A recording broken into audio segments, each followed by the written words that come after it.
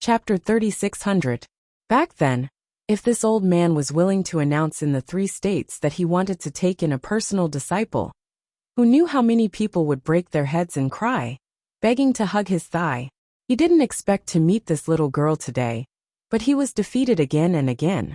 Could it be that this old man had to cry and beg her to accept his big gift? The old man's expression became slightly serious, and he coughed. You're a child of Mutsong's bloodline. He didn't expect Mutsong, that serious child, to be able to teach such a cunning fox and fiery little girl. It was a bit rare. My name is Arbor. Arbor coldly interrupted the old man, and said indifferently, What? The old man was just a wisp of soul, so of course, he couldn't understand so many things. When he heard Lord Jojo's surname, he was stunned and couldn't help but ask, You're not a child of my Mu family? Impossible. He immediately denied it himself. This old man can feel the pure power of the Mu family's bloodline in you. You must be from the direct line of Mutsong's bloodline. And this child's bloodline power was mixed with a strong water spirit power. She must be. You should be the little girl born from the marriage between my family and the Long family. Your mother should be from the Sea Dragon clan of Forgetfulness River. How can your surname be Qiao? You're a child of my Mu family. The old man rolled his eyes in annoyance and interrupted Arbor's words. He continued to talk to himself. I don't care, you're a child of my Mu family. Your great-grandfather's good grandchild. Don't try to deny it. It's no use even if you don't admit it. We have the bloodline talisman. We can make you show your true form in minutes. Arbor rolled her eyes. Show her true form? Did he think she was a snake demon? Xiaomu grumpily threw the old man a cold glance before squatting down and using her hand to touch the small stream in front of her. TSK, the water was cool and clear. It really felt like a real stream, and not a scene created by spirit power. Child. The old man simply pulled out a small stool from his inner world and sat beside Arbor.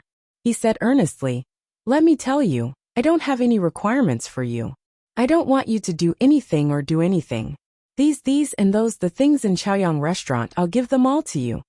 In the past, great-grandfather excavated many grotto heavens and immortal abodes in the 3 prefectures.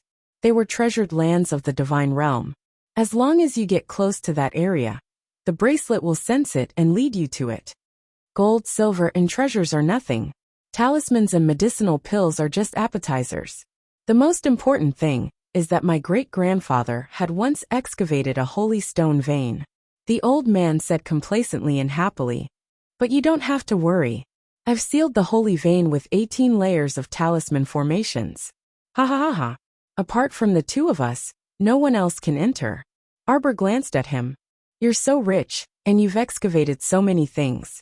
You even have the existence of a holy vein. Why don't you use it to support your family? The old man blew his beard and glared. This bunch of unworthy bastards. They only know how to think about this old man's ancestral property. They don't work hard and don't learn well. They only want to live off their elders.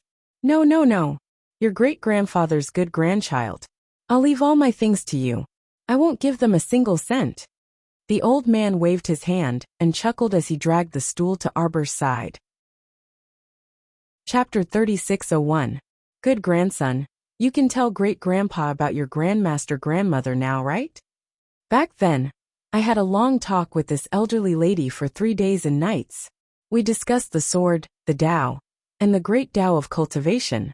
That old woman was actually very perceptive. She was just hilarious and refused to return to the divine province no matter what. As he spoke, the old man sighed with a distressed expression. That's right, how is that old woman now? Arbor turned his small face and gazed deeply at him. Many years ago, the 6 prefectures led people to encircle and annihilate the Holy Water sect. My grandmaster self-detonated and her soul scattered in order to protect the many senior sisters as they evacuated. The old man started wailing. Although Arbor really wanted to mock this old man, he couldn't laugh in the end. He only said aloofly, I've already avenged the 6 prefectures. None of the people who encircled and annihilated my holy water sect had a good ending. They didn't even have the chance to have their souls scattered. Arbor said coldly, Because I want to restrain their living souls and make them slaves and servants for generations to come. I want them to go through water and tread on fire for my holy water sect's future. I want them to live a life worse than death." Even the old man couldn't help but cast a sidelong glance at his cold tone. Even his soul body felt a sudden chill. In reality, there were many people like Lu Yiji, who had been forcefully refined into a golem. A portion of them had been left by Emolien's side, while the other portion had been left inside the holy water sect at Rosy Cloud's peak. "Good grandson, did you want to mock your great-grandpa just now?" Arbor silently glanced at him. The old man heaved a long sigh. "Back then, your grandmaster insisted on staying in the lower star domain, and took in so many female disciples from impoverished families.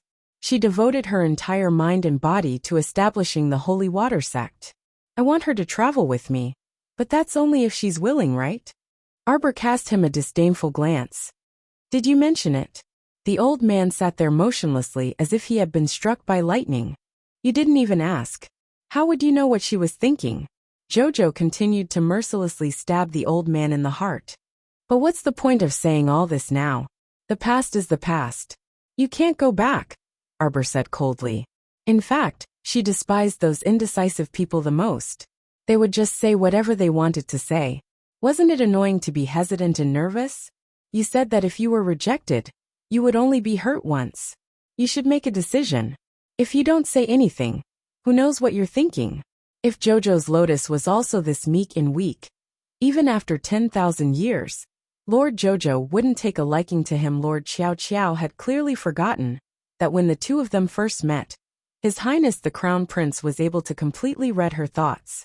There was no barrier in their communication at all. His granddaughter's way of stabbing him was too unkind. However, the old man had nothing to say in his grief. The old man seemed to have suddenly stopped his chatterbox heart. He sat beside her in a daze and stared blankly at the stream. "Good grandson, do you have wine? You're just a spirit body. You can't drink wine." Arbor expressionlessly struck a blow. The old man instantly revealed a bitter expression. "Can't I smell the wine?" Arbor casually waved her hand, and a pot of chrysanthemum wine appeared in her hand. Chapter 3602. Casually placing the wine jug on the ground, Arbor stood up. "I've been here long enough. Can I go out now?" The old man picked up the wine jug and kept sniffing the chrysanthemum brew with his nose. He was originally intoxicated, but when he heard the little fellow's words, the corner of his mouth couldn't help but twitch. "How long have you been here? How long has it been? Do you know how long it took for those people to come in before they could reach the floor you're on?" Arbor blinked. "Pick out the location of your talisman and break it. Won't you be able to go upstairs? Do you think everyone is like you, a little pervert who can use talisman energy to sense the location of my talisman?" The old man blew his beard and glared. "This old man set up this Chaoyang restaurant to test my Mu family's descendants. Who knew that they're all disappointing? Everyone just wants to get some benefits. None of them can catch this old man's eye." Arbor glanced at him expressionlessly. "My big brother isn't that kind of person.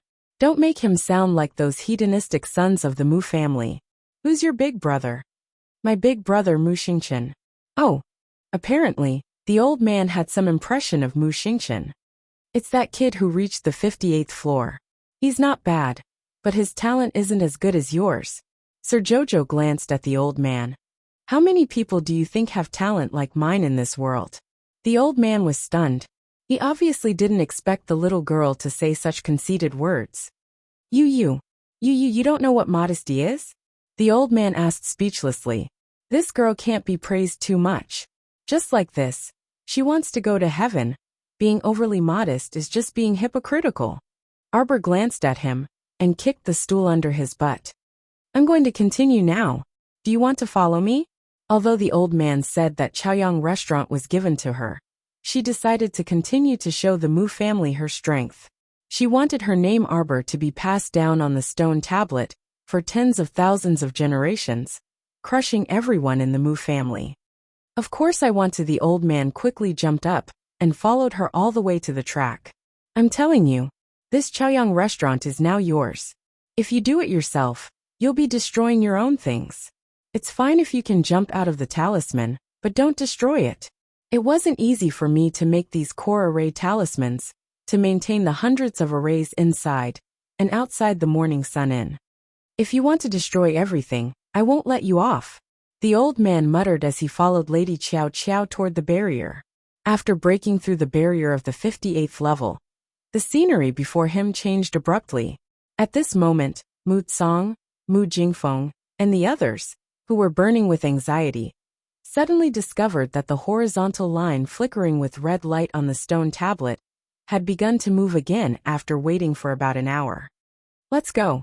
Miss Jojo is starting again. Heavens, it's only been a short while, and she's already broken through the 58th level. Is this person still human?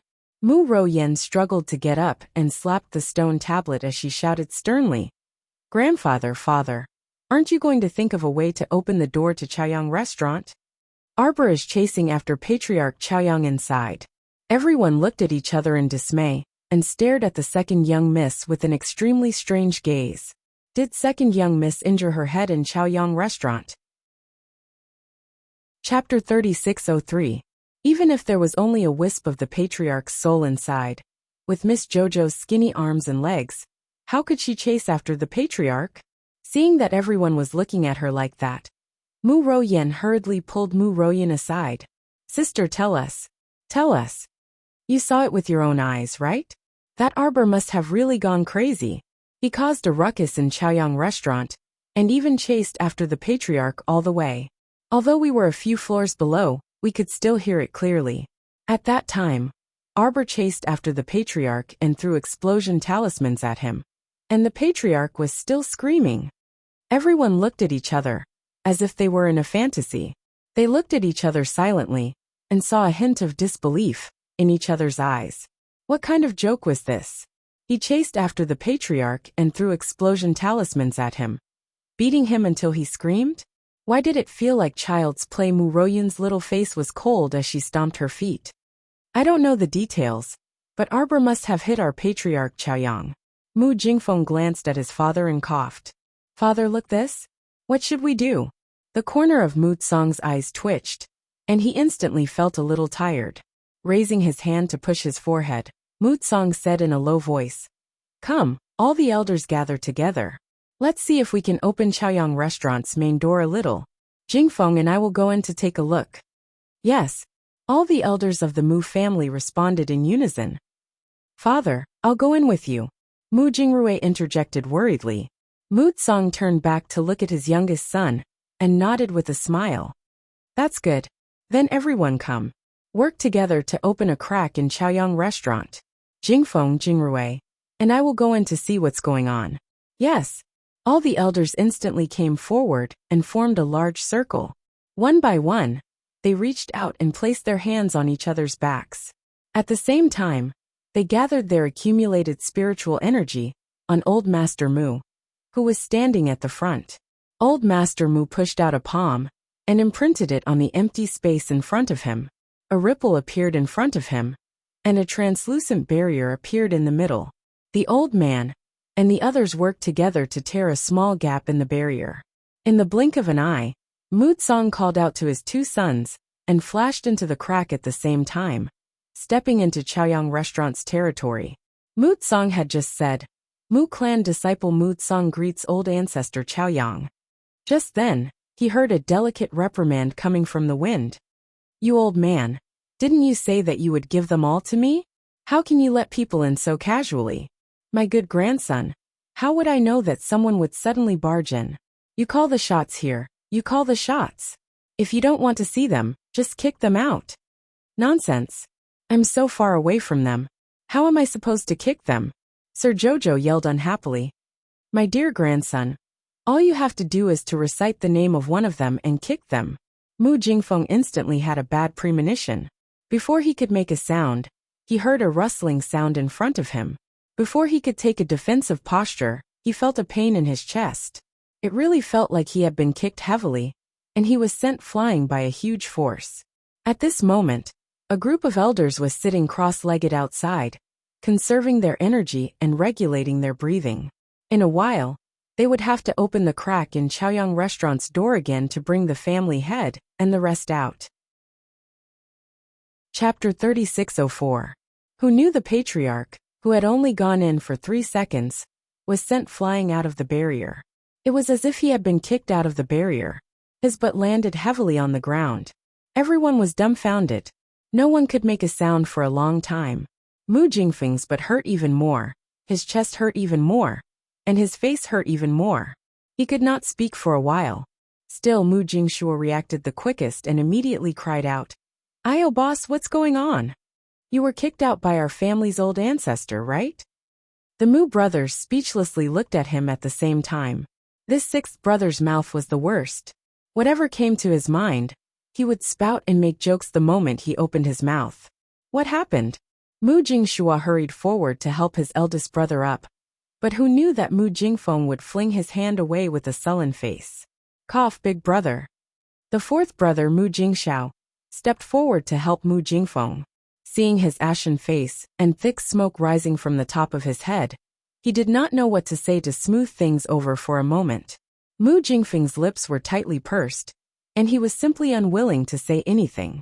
If everyone thought that he was kicked out by old ancestor Zhaoyang, his reputation would still be slightly better. If others were to find out that he, Mu Jingfeng, was kicked out of Chaoyang restaurant by that unfilial daughter, then he would really have no place to hide his old face. His anger toward Arbor was practically bursting. If it weren't for the fact that these people were present, he would have wished for nothing more than to enter Morning Sun restaurant again, capture Qiao Mu, and ruthlessly whip her. This unfilial daughter actually dared to treat her father like this. Was there still any law? Was there any justice in this world? If the heavens had eyes, they should send down 100 huge lightning bolts to destroy this unfilial daughter. Mu Jingfeng was extremely indignant. After standing up, his expression remained unchanged. "It's nothing. You guys continue to stand guard here. When Arbor comes out later, inform me." After saying that, he immediately pushed through the crowd and left in a huff. How could he still have the face to continue staying here? Just by looking at the strange smiles in his brother's eyes, he felt that he couldn't continue to stay here. How could a prideful person like him endure this kind of humiliation? His hatred for Qiao Mu had truly reached a peak. At this moment, Mu Tsang and Mu Jingrui finally recovered from their shock in Chaoyang restaurant. He cupped his fists at the air in front of him and said respectfully, "Mu Tsang greets old ancestor Zhaoyang. What are you two doing here?" Old ancestor Zhaoyang was no longer the talkative old man he had been when he was talking to Arbor. A big, solemn face suddenly appeared out of thin air in front of Mu Tsang and Mu Jingrui. With a face full of resentment, he said, "I previously said that only my Mu family's younger generation can enter this Chaoyang restaurant. What are you two doing here? Get out." "Yes, yes," Mu Tsang repeatedly said. "Ancestor, are you all right? What could possibly happen to me?" Forefather Chaoyang snapped. "Get out of here. Don't obstruct my good grandson from climbing the stairs." Mu Tsang and his son Mu Jingrui exchanged glances. Mu Jingrui promptly bowed and hesitated before saying, "Ancestor, Jojo is still young and has a reclusive personality. Her actions are a bit out of line. If she has offended you in any way, I hope you won't hold it against her." "What nonsense are you spouting?" Chapter 3605. Patriarch Chaoyang revealed a protective expression and grumpily scolded Mu Jingrui. "You're the one who's eccentric and out of line. My good granddaughter just doesn't like to talk, that's all. She's smart and quick-witted. Who knows how many tens of thousands of times more outstanding than you people. Hurry and scram. Don't obstruct my good granddaughter from climbing the stairs. I'm afraid my good granddaughter is going to break the record for the stone tablet in front of my Chaoyang pavilion." Thinking of this, the old man's large face hanging in the air smiled until all his wrinkles were exposed. Mu Jingrui looked at Patriarch Chaoyang strangely, then turned back to look at his father and quietly muttered, "Doesn't seem like it." "What doesn't seem like it?" Patriarch Chaoyang instantly scolded him in annoyance. "You brat, speak properly and say it louder." Mu Jingrui was instantly speechless and exchanged glances with his father. Mu Tsang awkwardly coughed. That Patriarch Chaoyang. It's a misunderstanding. This is a misunderstanding." "What misunderstanding?" Patriarch Chaoyang's face was full of sharpness as he unhappily asked. What? Did you guys forcefully open Chaoyang Pavilion's door and barge in? Or did something really happen? Since you came in, why didn't you tell this old man clearly? Hurry and speak. Mutsong's mouth involuntarily twitched as he stammered. It's the two granddaughters that you kicked out just now. They're worried about your safety. The more Mutsong spoke, the more he felt that he was a bit retarded if he said everything in front of Patriarch Chaoyang. Those two children's paths in this lifetime could be considered to have come to an end. Nothing, Patriarch. Mutsong quickly shook his head and coughed lightly, saying, Since Patriarch is fine then we'll go out first. Mutsong was about to contact the elders outside to tear open the crack in the barrier and let the father and son out. Unexpectedly, Patriarch Chaoyang's large head suddenly floated down. His large illusory face pressed down on the father and son's heads just like that, his eyes staring straight at them. To be honest, this appearance was indeed a bit frightening. The father and son looked at each other, feeling goosebumps rising in their hearts. Old ancestor. Mu Jingrui braced himself and called out. Finish what you just said. Old ancestor Chaoyang's face was full of anger. Tell me, what did they say after they left? These two girls. This old man's eyes were extremely sharp, and he could tell at a glance that these two girls were not good people. Those who entered Chaoyang restaurant came in through the back door. Originally, the old ancestor was a little disheartened because he hadn't seen many satisfactory disciples in recent years. After all these years, the Mu family was probably getting worse with each generation. This Chaoyang restaurant could only be used as a place for future disciples to dig for treasures. He would just let the two girls pick whatever they wanted and leave. Who would have known that the aptitude of these two girls was so poor? They were the two with the worst aptitudes that he had seen over the years. It would be strange if such a talent was arranged to enter Chaoyang brothel. Looking at how they had spent so much effort wandering around the second or fourth floor, in comparison, there was a little freak who had just entered Chaoyang restaurant and could go up to the 18th floor in one go. There really was no harm without comparison, and the old ancestor became even angrier when he did. In his anger, he gave each of the two girls a kick. Chapter 3606. These two kicks caused Mu Ruyan and Mu Royun to be kicked out of Chaoyang restaurant by the forefather. The forefather didn't expect that these two girls with evil intentions would dare to spread rumors outside and stir up trouble. This was simply preposterous. Thus, when he got angry, Mu Tsong and Mu Jingrui felt a bit of pressure from the bottom of their hearts. Speak. Seeing that the forefather was about to get angry, Mu Jingrui didn't dare to hide anything. He hurriedly recounted everything that Mu Ruyan and Mu Royun had said. Ruyan said that you've been yelling the whole way that you're going to betray your master and exterminate your ancestors. She was worried about your safety. That's why she had us rush over so urgently to take a look. After saying that, Mu Jingrui also felt that this matter was a bit unreliable. Seeing the forefather's intimate attitude toward Arbor, he probably treated Arbor much better than any of the family's juniors. It wasn't like Arbor would really chase after the forefather, right? Moreover, with the forefather's current cultivation, even if 3 to 5 little Arbor came, they wouldn't be able to touch the forefather's soul in the slightest, right? They had all been tricked by Mu Ruyan and Mu Royun and ran in to get beaten up. Mu Jingrui took a deep breath and returned to his senses. He hurriedly said, Please calm your anger, forefather. Mu Tsong also recovered at this time. He was outside earlier because he was worried that with his granddaughter's temper, she might really do something to betray her master and exterminate her ancestors. Now that he thought about it carefully, although this granddaughter of his was very cold and cheerless, her character was very good. He should have trusted her. Mu Tsong hurriedly cupped his hands and shouted, Forefather, this disciple was muddle-headed. Please forgive me. This disciple will go out now. Of course you're muddle-headed. Forefather Chaoyang shouted irritably. The Mu family is really getting worse with each generation in your hands. Forefather Chaoyang snorted coldly. This old man will go out with you. I have something to announce while I'm at it. Mu Tsong instantly broke out in cold sweat. Forefather. Forefather Chaoyang coldly glanced at Mu Tsong and Mu Jingrui. If the Mu family is left to you to manage, it will decline. The most outstanding disciples of the Mu clan have all changed their names? What did you do? Is it because I haven't been on the continent for decades that you don't even have the brains to do things?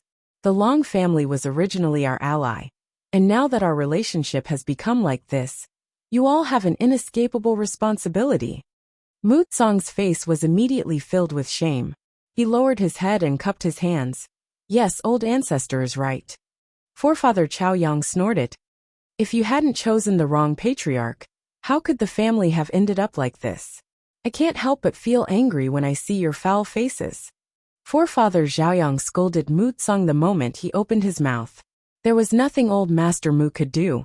After all, old Master Mu was the most prestigious old master in the history of the Mu family. If he scolded him, then so be it. Let the old man vent his anger. Then everything will probably be fine. Let's go. Old ancestor Chao Yang snorted and waved his hand. I'll go with you.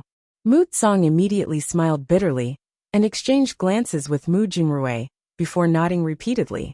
Now that he followed the old ancestor out, there was no need for the elders outside to work hard to open the Chaoyang pavilion's door. The two followed behind old ancestor Chao Yang. As soon as they went out, old ancestor Chao Yang's wrinkled face enlarged and appeared above everyone's head. Chapter 3607. Who was the one who spread rumors in the clan? Who said that I was chased and beaten by my granddaughter? Ancestor Chao Yang roared as soon as he went out. Mu Ro-yen and Mu Ro-yin were so scared that they rolled on the ground. They didn't expect that ancestor Chao Yang's soul could still come out of the Chaoyang pavilion. Greetings, greetings, ancestor. The two sisters hurriedly crawled forward and respectfully kowtowed in front of ancestor Chao Yang. Ancestor Chao Yang didn't care about their respect at all, and continued to glare at them. Shameless! How dare you make up lies and slander my reputation? Did he not care about his reputation? If word got out that he was chased and beaten by his granddaughter with an explosion talisman, wouldn't he feel embarrassed? Ancestor! Ancestor, please spare our lives! Ancestor, please spare our lives! Mu Ro-yen and Mu Ro-yin were so scared that their hair stood on end. They didn't expect that ancestor Chao Yang would really come out of the pavilion to settle the score with them. So it was indeed Mu Ro-yen and Mu Ro-yin who were spouting nonsense. The Mu clan disciples all talked at once and whispered. Like I said, ancestor is a senior expert. How could he be chased and beaten by Miss Jojo? Everyone nodded in agreement. Their eyes were still filled with disdain as they looked coldly at Mu Ro-yen and Mu Ro-yin. The good days of these two sisters could be considered to have come to an end, now that they had offended ancestor Chao Yang. Not to mention that their concubine couldn't protect them. Even the patriarch wouldn't be able to settle this matter completely. Mu Ro-yin was slightly smarter than her sister. When she realized that the situation wasn't right, she hurriedly kowtowed and begged for mercy. Her head hit the limestone floor and made a thumping sound. Ancestor, ancestor, I was wrong. I shouldn't have listened to my sister's words. I didn't know the truth and spoke casually, and tarnished ancestor's reputation. Mu Ro-yen's words immediately pushed the blame to her sister, Mu Ro-yen. Mu Ro-yen was instantly flabbergasted. She turned back to look at her, and hurriedly kowtowed. Matriarch, matriarch, this has nothing to do with me. I was old ancestor Zhaoyang was too lazy to listen to their bickering. He waved his hand and said, as a disciple of the Mu family, if you harbor evil intentions, you will not be able to achieve great things in the future. Mu Tsong, from tomorrow onwards, send these two disciples out of the main family. Let them go to a barren land to temper their temperament. Mu Tsong smiled bitterly and nodded. He cupped his hands and replied, yes. Since the ancestor had spoken, he naturally had to do as he was told. Mu Ro-yen and Mu Ro-yin were completely dumbfounded. Did the patriarch mean that he was going to chase them out of the imperial capital and send them to a remote place where even the chickens wouldn't lay eggs or birds wouldn't shit? The two sisters, Mu Ro-yin and Mu Ro-yin, no longer cared about fighting each other. They wept bitterly and kowtowed as they begged for mercy. Arbor, who was climbing the stairs in Morning Sun Pavilion, didn't know that the ancestor's words had dealt with two people she hated the most. She didn't know how much time had passed, But Arbor felt that the scenery in front of her had changed many times. The people outside the pavilion had gone from shock and petrification to numbness. Before today, if someone had told them that someone could climb the entire 90th floor of Morning Sun Pavilion in one go, they wouldn't have believed it even if they were beaten to death. Today, reality gave them a resounding slap in the face. It blinded everyone's dog eyes. Chapter 3608. Arbor stood at the entrance of a mountain and looked up at the three words, Morning Sun Pavilion, hanging high in the air. He understood that he had finally reached the most crucial part of the climb. He reckoned that he would be able to reach the core treasure land of Morning Sun Pavilion after breaking through the 8th or 9th floor. The little fellow was a little tired after all the trouble. She ran into her own fish orchid planet and ate 2 colorful divine fish that Chiuchiu had roasted. She drank 3 cups of spirit tea and rested for a long time. Only then did she leave the star domain and continue climbing. After the 90th floor, not only did they need to search for array talismans, Arbor also began to encounter many ferocious beasts. Subduing these ferocious beasts naturally required some effort. Unfortunately, Miss Chiao had more people on her side. When she was too lazy to deal with the ferocious beasts, she would let Qi Xian and the rest out and beat them up. The matter was easily resolved. On the other side, the patriarch was lecturing the Mu family members non-stop outside. Who would have thought that the little girl was cheating all the way? Patriarch. It's the 99th floor. The 99th floor. Patriarch. Patriarch. When Mu Jinshua cried out in shock and abruptly interrupted Patriarch Chao Yang's long-winded lecture, everyone's expressions had already turned from numb to tranquil. Haha. Don't ask them why they had such expressions. Because at this moment, they simply didn't know what other expressions they could show other than being expressionless. Shock. Shock. Shock and stupefaction? Don't joke around. They had already gotten used to it since yesterday evening. Like idiots, they stood for an entire night until dawn, and someone broke through the 99th floor of Morning Sun Pavilion. Was this a myth? This was definitely a myth.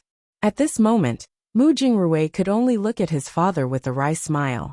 Needless to say, this child Jojo's talent was truly much higher than anyone else in the family. No wonder the patriarch liked her so much and valued her so much. The patriarch also turned to look at Morning Sun Pavilion and beamed. This old man wants to announce the second matter. This old man wants to pass on the position of Mu family head to my good grandson. At first, everyone thought that they were hallucinating, but after looking at each other, they realized that everyone else had the same confused expression on their faces. Suddenly, their whole body quivered, and the drowsiness from standing all night was instantly awakened by the shock. Old ancestor. What did you say? The Mu family's second son, Mu Jingxing, had an ashen face. It could be said that he was quite unsightly. What kind of joke was this? Previously, he was already very dissatisfied with Mu Jingfeng, who had neither virtue nor talent, succeeding the family head's position. Now the old ancestor actually said that he wanted a young and inexperienced lass to lead the entire Mu family? Meanwhile, Arbor was standing on the 99-story Morning Sun building's core defensive array. With a thought, Xiaochen casually waved his hand. Mu Jiating, who was sitting cross-legged on the 12th floor of the Morning Sun Pavilion, appeared on the transparent barrier in front of the formation. As long as someone entered Chaoyang Tower, Arbor would be able to see it if he wanted to. Turning off Mu Jiating's image, Arbor slowly walked through the core defense array and looked up at the 4 golden bronze doors in front of him. Reaching out to push open the first door, Sir Jojo walked in expressionlessly with a pair of small paws behind his back. Seeing the emptiness inside, the little fellow's eyes did not have the slightest ripple. She took out 2 revealing talismans and flicked them out. Chapter 3609. Rows and rows of bookshelves slowly appeared in the originally empty space in front of her. The antique air was filled with the scent of books and ink. Neatly arranged books were all placed on the bookshelves carved from red sandalwood. Mofa. Arbor walked towards the bookshelves and suddenly felt her vision blur. The rows of bookshelves had disappeared, and she felt as if she was standing under a vast starry sky. Scattered in front of his eyes were lumps of milky white halos, scattered and scattered in a disorderly manner. These halos were all floating in front of Arbor. They were of different sizes and shapes. Arbor raised a small hand and casually grabbed a small light spot. Holding it in her hand, she used her divine sense to penetrate it. Only then did she see clearly that it was a book about medicine. She gently let go of the book and went to grab another small light spot. What she saw now was a book about cultivation method inheritance. Presumably, this first golden bronze door contained all kinds of cultivation method inheritance manuals, as well as some books related to pills and talismans that the Mu family had collected since the upper 3 continents. Arbor slowly walked under the vast starry sky in front of her. She reached out and flipped through the cultivation method manuals in front of her. Seeing a 9 lightning haste spiritual technique, she took it and planned to give it to Xian to learn later. Just like that, she wandered under the starry sky for more than 2 hours. Arbor looked at the vast sea of books in the distance and decided to leave it at that for the time being. If she continued to wander like this, she didn't know if she could finish browsing in 3 days and 3 nights. She still wanted to go to the other 3 spaces and see what was inside. After exiting the first golden bronze door, the heavy door closed by itself. Standing before these large doors, Xiao Mu was like a tiny blade of grass. This door was estimated to be 100 feet tall. From this, it could be seen how vast the space inside was. At this moment, above the first door, on the originally empty signboard, 3 large words appeared: Book Collection Pavilion. Arbor glanced at it and turned to walk towards the second door. She gently pushed the door with her palm. The second golden bronze door creaked and automatically opened inwards. The little fellow stomped through the door, leaving a slender shadow at the door. As soon as he walked in, he could smell the fragrance of herbs in the air. It seemed that this should be a medicinal pill pavilion. After throwing out a talisman, the scene in front of him still transformed into a sea of stars. However, at this moment, the sea of stars in front of him was filled with all kinds of green herbs. Inside those small light spots of different sizes were elixirs made by famous masters. Every single one of them was at least at the divine tier. He walked around Arbor and didn't find any pills or herbs that were below God tier. He was amazed by forefather Chao Yang's generosity. This was a proper nouveau riche. Arbor waved his hand and took out a pill wrapped in a ball of light. He sniffed it and swallowed it. At the same time, the 2 Bion eggs and the 3 puppies suddenly jumped out excitedly. They jumped back and forth in the starry sky, and the eggs and dogs barked. Arbor looked at them expressionlessly and stepped on the tail of one of the puppies. Calm down. They'd been with her for so long, but they still looked like country bumpkins. They were so excited at the sight of some god-tier pills. Sure enough, the forefather was the forefather. After living for so many years and accumulating so much wealth, he wasn't much worse than her at all. Chapter 36:10. Arbor picked up a few pills and held the 3 puppies and 2 eggs.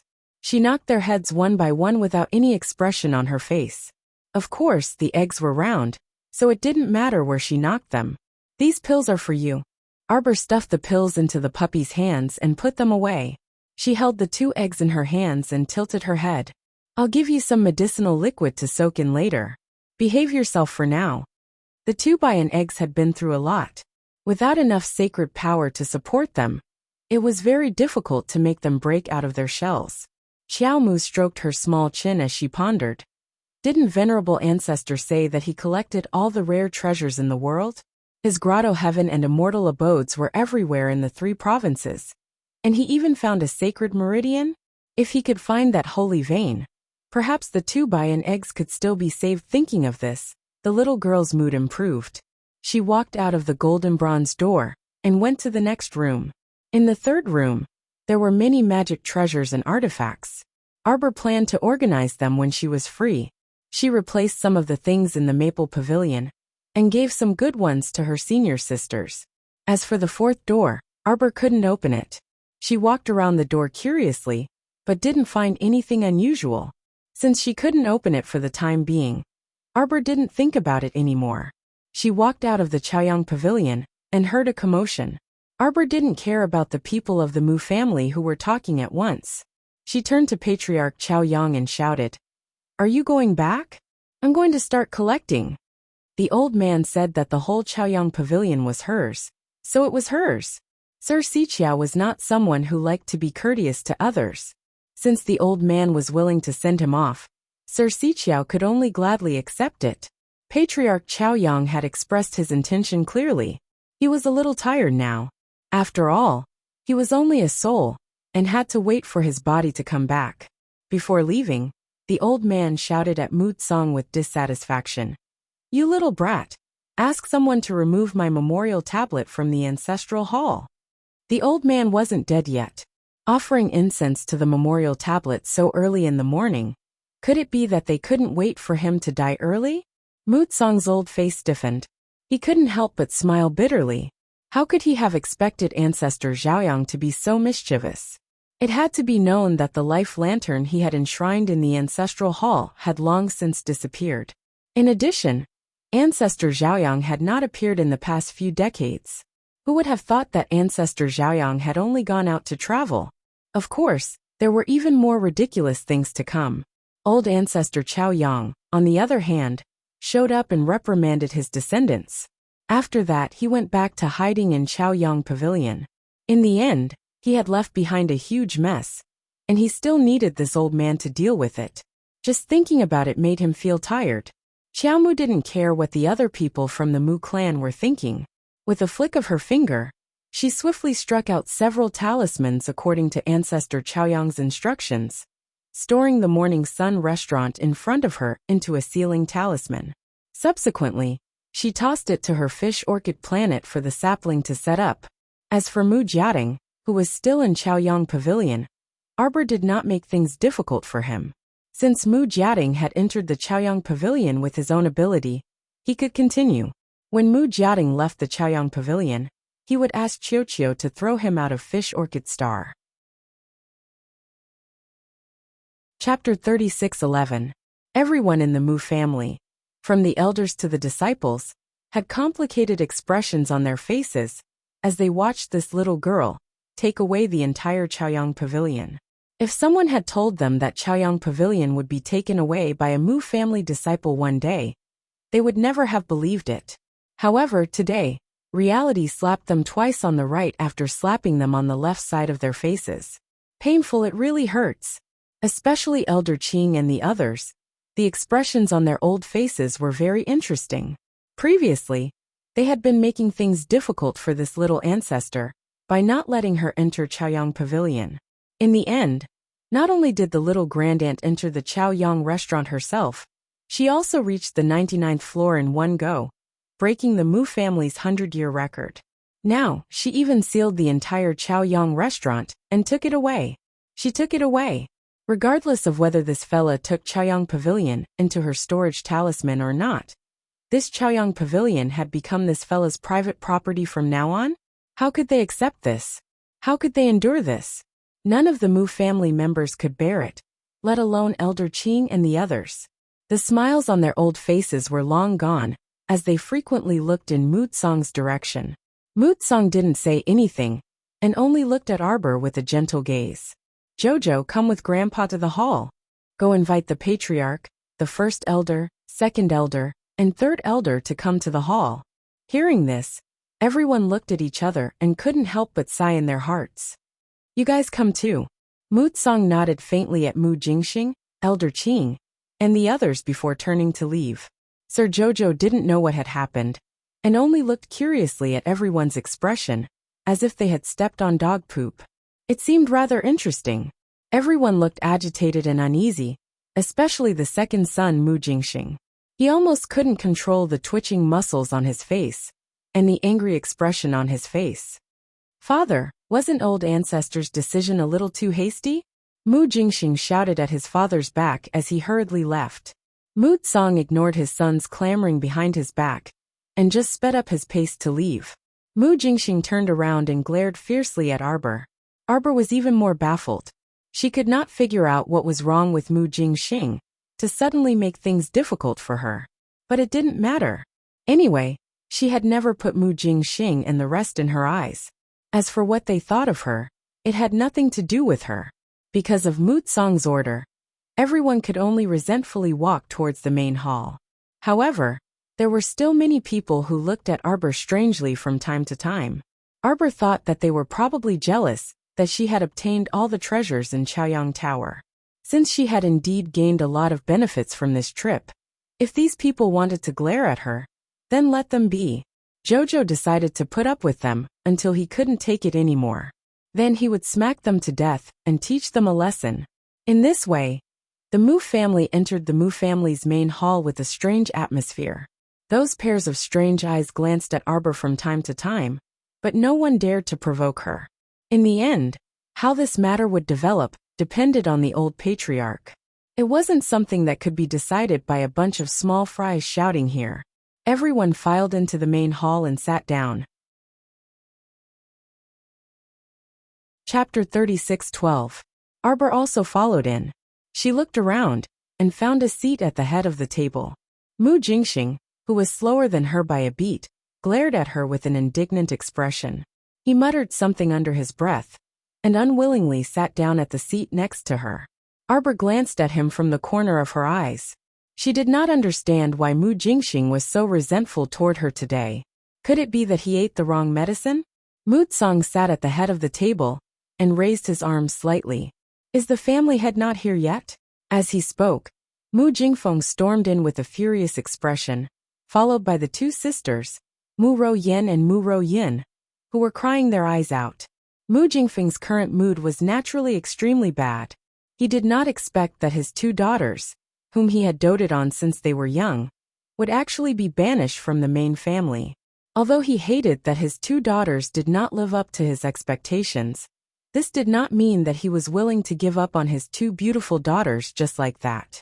These were the daughters that he had spent a lot of effort to nurture. Now that Mu Roxuan was no longer of any use, if he were to lose these two daughters, he would truly be unable to accept it. Arbor inexplicably swept a glance at the two weeping fools and inwardly snorted in disdain. Crazy! Weren't they just kicked out of Chaoyang restaurant by the old ancestor and did not reap any benefits? Was there a need to cry and complain to their father? What? Did these two sisters think that by crying to Mu Jingfeng, they could continue to cheat their way into Chaoyang restaurant? They were simply indulging in fantasy. Arbor coldly snorted and disdainfully glanced at the two fools. At this moment, she still did not know that the old ancestor had already helped her harshly teach these two sisters a lesson. What happened next was enough for the two sisters to be unlucky for the rest of their lives. Mu Ruyan and Mu Royan both knelt down and covered their faces as they sobbed uncontrollably. The more Arbor looked at the two sisters, the more vexed he felt. He looked up at the old man sitting at the head of the table. What are the two of them doing here? You evil! Before the word evil creature could leave his mouth, Mu Jingfeng felt his father Mu Tsang shooting him a sharp glare from the head of the table, and he forcibly swallowed his curses. Mu Tsang glared angrily at Mu Jingfeng, and his words were very rude. Why did you bring the two of them here? You didn't hear what the patriarch said earlier. I'll repeat it for you now. Mu Tsang reprimanded with a cold face. Ancestors' meaning is to send these two children out of the main family to gain experience and temper their temperament. If you can't bear to part with your two daughters, then go with them. Mu Jingfeng stared blankly at his father. How many years had it been? His father had never spoken to him in such a tone. After all, he was now the Mu family's head, and his status in the family was extremely honorable. No matter what his father said or did, he had to give him some face. But now, his father actually slapped him in the face in public, and even told him to scram from the Mu family? Well, what was going on? Mu Tsang raised his hand to rub his brows and glared at his two granddaughters, kneeling on the floor with dissatisfaction. The patriarch is right. The two of you should properly go out to gain experience and temper your temperament. Right now, he wasn't really expelling the two of them from the Mu family. He was merely sending them to a branch family to undergo life training. Looking at how the two of them were crying, where was the tenacity and indomitable temperament of cultivators? Could it be that after so many years, the Mu family had trained such disciples? Chapter 36:13. Then what kind of strength and cultivation did they have to compete with other patrician families in the future? The more Mu Tsang looked at Mu Jingfeng, the more he found him to be an eyesore. Look at all the unpresentable things he did. What did he do to the Mu family all these years? Right now, he couldn't help but wonder if his decision to let Mu Jingfeng succeed the family head position back then was a mistake. At this moment, alarm bells were ringing in Mu Jingfeng's heart. He saw his father's look of denial. His father's eyes were filled with disappointment and suspicion, causing his heart to be lifted up fiercely and uncontrollably thump. At this point, Arbor finally understood. As it turned out, Mu Ro-yen and her sister weren't crying like this because Patriarch Chaoyang kicked them out of Chaoyang Pavilion and didn't obtain any treasures. Instead, it was because these two people were banished by Patriarch Chaoyang. This really was good news. This meant that in the future, Sir Jojo wouldn't need to see these two idiots and listen to their long-winded chatter. Arbor was a bit agitated and involuntarily swept a glance at the unlucky sisters. Coincidentally, Mu Ro-yen raised her head and saw the little stoic's expressionless face. The resentment and hatred in her heart instantly surged, and she couldn't help but raise her voice and shriek. I refuse to accept this. Arbor, do you dare to swear to the heavens that you didn't commit an act of deceiving your master and destroying your ancestors in Chaoyang Pavilion? Do you dare to swear that you didn't use an explosion talisman to blow up the entire Chaoyang Pavilion and chase after the patriarch and kill him? Do you dare to swear? Everyone's gaze is focused on Arbor. Impudent! Mu Tsang bellowed. The patriarch already said that there was absolutely no such thing. Are you questioning the patriarch's decision? Grandpa! Mu Ro-yen burst into tears. I don't want to leave the imperial capital. I don't want to. I don't want to go to that lousy branch family. This matter isn't up to you. Mu Tsang waved his hand impatiently. Guards, escort these two back. Watch them pack their things and send them away tomorrow morning. Grandpa! The two sisters burst into tears. They wanted to lie on the ground and plead for mercy, but Mu Tsang obviously didn't give them the chance to continue talking nonsense. He directly ordered people to drag the two of them away. Mu Ro-yen and her sister bitterly turned to look at their father Mu Jingfeng. However, at this moment, Mu Jingfeng was also shocked by old Master Mu's cold expression. How would he dare to plead for leniency? He simply allowed the servants to bring them away. Mu Tsang coldly glanced at Mu Jingfeng. Family head. Ancestor appeared just now and made an important decision. His voice was very calm, but the hearts of the Mu family members present were not calm at all. Mu Jingxing's face couldn't help but twitch. He tried his best to suppress the resentment in his heart and turned to glare at Arbor, who was sitting on his left. The old ancestor has decided that you should abdicate and hand over the position of clan head. Mu Jingfeng's facial muscles twitched, and he could not help but shout, Father! He thought that this decision was Mu Tsang's own decision, and that he was only using the ancestor's name. You think this is my decision? Mu Tsang glanced at his son and calmly said, Back then, after you were kicked out of Chaoyang Pavilion, you left in a fit of anger. Ancestor Chaoyang appeared with us and announced this decision. I don't agree. Mu Jingfeng's face flushed red. Arbor's surname isn't Mu. Chapter 36:14. She even abandoned her Mu family's surname. On what basis should she be the head of the household? Mu Jingfeng's face could not help but slightly contort. Elder Qing's expression was complicated. That's right. Furthermore, the crown princess has only returned to China not long ago. Letting her shoulder the entire Mu family's future? Isn't this too much of a trifling matter? The crown princess is still young. She's not suitable. That's right. As the imperial family's daughter-in-law, the crown princess will have many trivial matters to attend to in the future. It's not good to bother her with the Mu family's matters. All sorts of voices emerged, but every word was negative toward Arbor's succession as the head of the household. Of course, the decisions made by the head of the household over the years have also harmed the family's interests. In particular, his attitude toward the Long family has also been wrong. Old family head, you can choose another suitable disciple to inherit the position of the head of the household. Oh, Who does Elder Fu think is suitable to inherit the position of the head of the household? Mu Tsang asked coldly, as he looked at the elder on his left who was spouting nonsense. I think Jingxing is quite suitable. As soon as he said this, Mu Jingxing immediately cupped his hands toward the elder who nominated him. He could not help but smile as he modestly declined. Elder Fu is too kind. In terms of qualifications, Jingxing may not be enough. Furthermore, Jingxing has no intention of stealing Big Brother's limelight. After saying this, he cupped his hands toward the unsightly Mu Jingfeng with a tactful look. Mu Tsang harumphed, and abruptly raised his hand to slap the table. All of you shut up. Jingxing, you are indeed not qualified to be the next head of the household. The old man's words instantly made Mu Jingxing's face turn ashen. He understood his father very well. Since his father had completely rejected him, it meant that he had absolutely no hope for the position of the head of the household. It was just that he had to respectfully address Arbor as the head of the household in the future. No matter what, it was hard for him to accept. Thinking of this, Mu Jingxing said with an ugly expression, Father, although old ancestor Zhaoyang personally named Arbor as the head of the household, but it's clear that this child is still young and inexperienced. She's not suitable to be our Mu family's head in all aspects. I agree with Jingxing. I agree too. Seeing that the whole family was against it, Mu Jingfeng's face, which was as black as the bottom of a pot, looked slightly better. As long as everyone objected in unison, and there was no suitable candidate in the family, then for the time being, there would be no change in the position of the family head.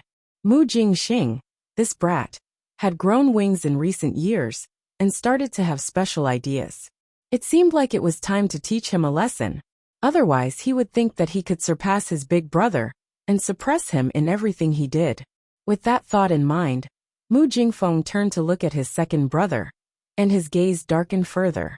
However, in the next second, his expression changed drastically. Old Master Mu Tsang said in a deep voice, The reason why I gathered you here is not to listen to any of your opinions. Instead, I am informing all of you that I will abide by the ancestors' wishes and let Jingfeng abdicate to Qiao Qiao. You only need to know this clearly.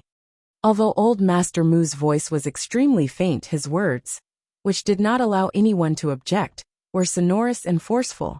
In an instant, he blocked everyone's words. Arbor blinked. As the person involved, she was also a little confused. Head of the household? Her. Chapter 36:15. Did she really not hear wrongly?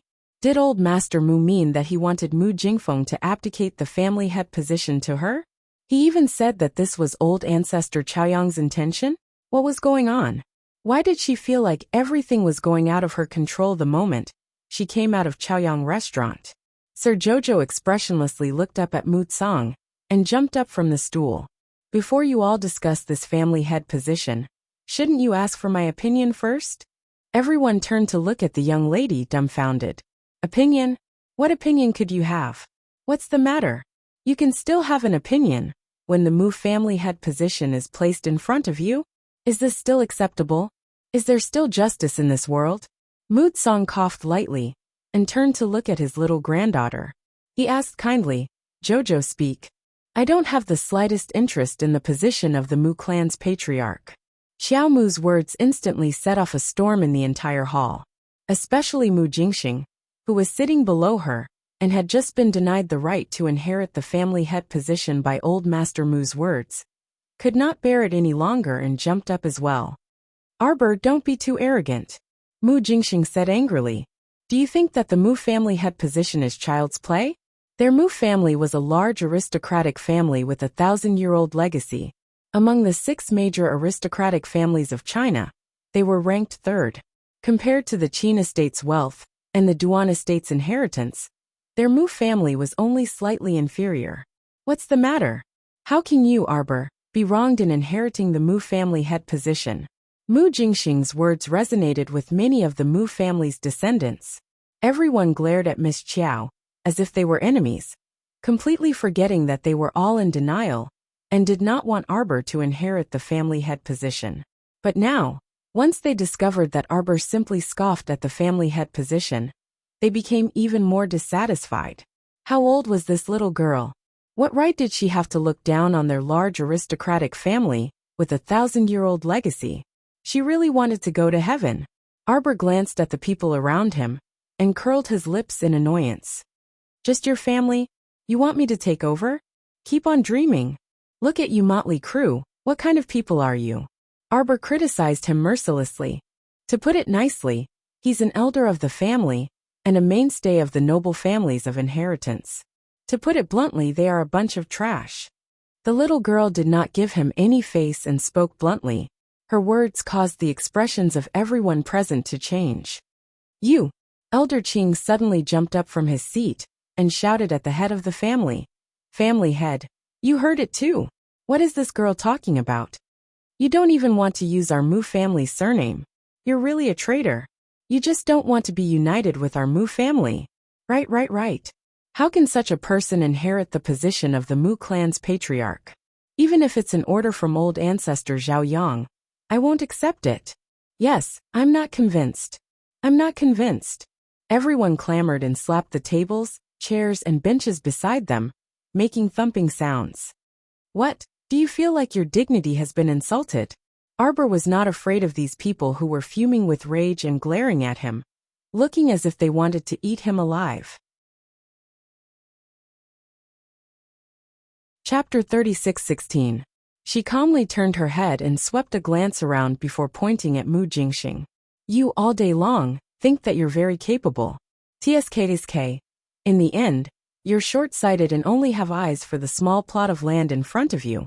You only want to use power and tricks to compete with Mu Jingfeng for the family head position. Those who are truly capable should go out and make a name for themselves. Go out and do your own business. You're already so old, yet you only want to inherit the family business and the ancestral property. No wonder the old ancestor looks down on you guys. Look at you guys. Each and every one of you has lived for so long, yet even a teenage child understands reason. You guys, on the other hand, don't understand. The descendants taught are all the same as you guys. Each and every one of you only knows how to raise a fuss at home. If someone comes knocking on your door, do you dare to resist? Just like more than 10 years ago, when your ally the Long family was besieged, did you dare to come out and fart? You don't dare, right? If you don't dare, then don't talk nonsense. Ask yourselves honestly, which one of you who wants to go to Chaoyang Lu doesn't want to run there for benefits? Which one of you is truly going there for the purpose of gaining experience? The talismans passed down in the family are missing. Among you guys, how many of you are truly studying talisman arts? You're already so old, yet you're still only an advanced talisman master. Aren't you ashamed? Arbor casually pointed at an elder whose beard and eyebrows were trembling nonstop as she reprimanded. Don't joke around. Seriously, Arbor, can't find any young subordinates? There are so many people in the world who dare to fight, charge, and work hard. If I don't look for them, why would I look for you guys? Why would I want you guys to be a bunch of trash? What can you do by staying by my side? I even find it a waste of my food. She practically didn't catch her breath as she reprimanded them. After speaking, even Sir Jojo herself felt tired. A bunch of fools. What was she wasting her breath on them for? Arbor directly turned and walked out of the main hall. She waved her hand and said, a plate of loose sand, a motley crew. Whoever wants to be the family head can be. Don't come looking for me. You.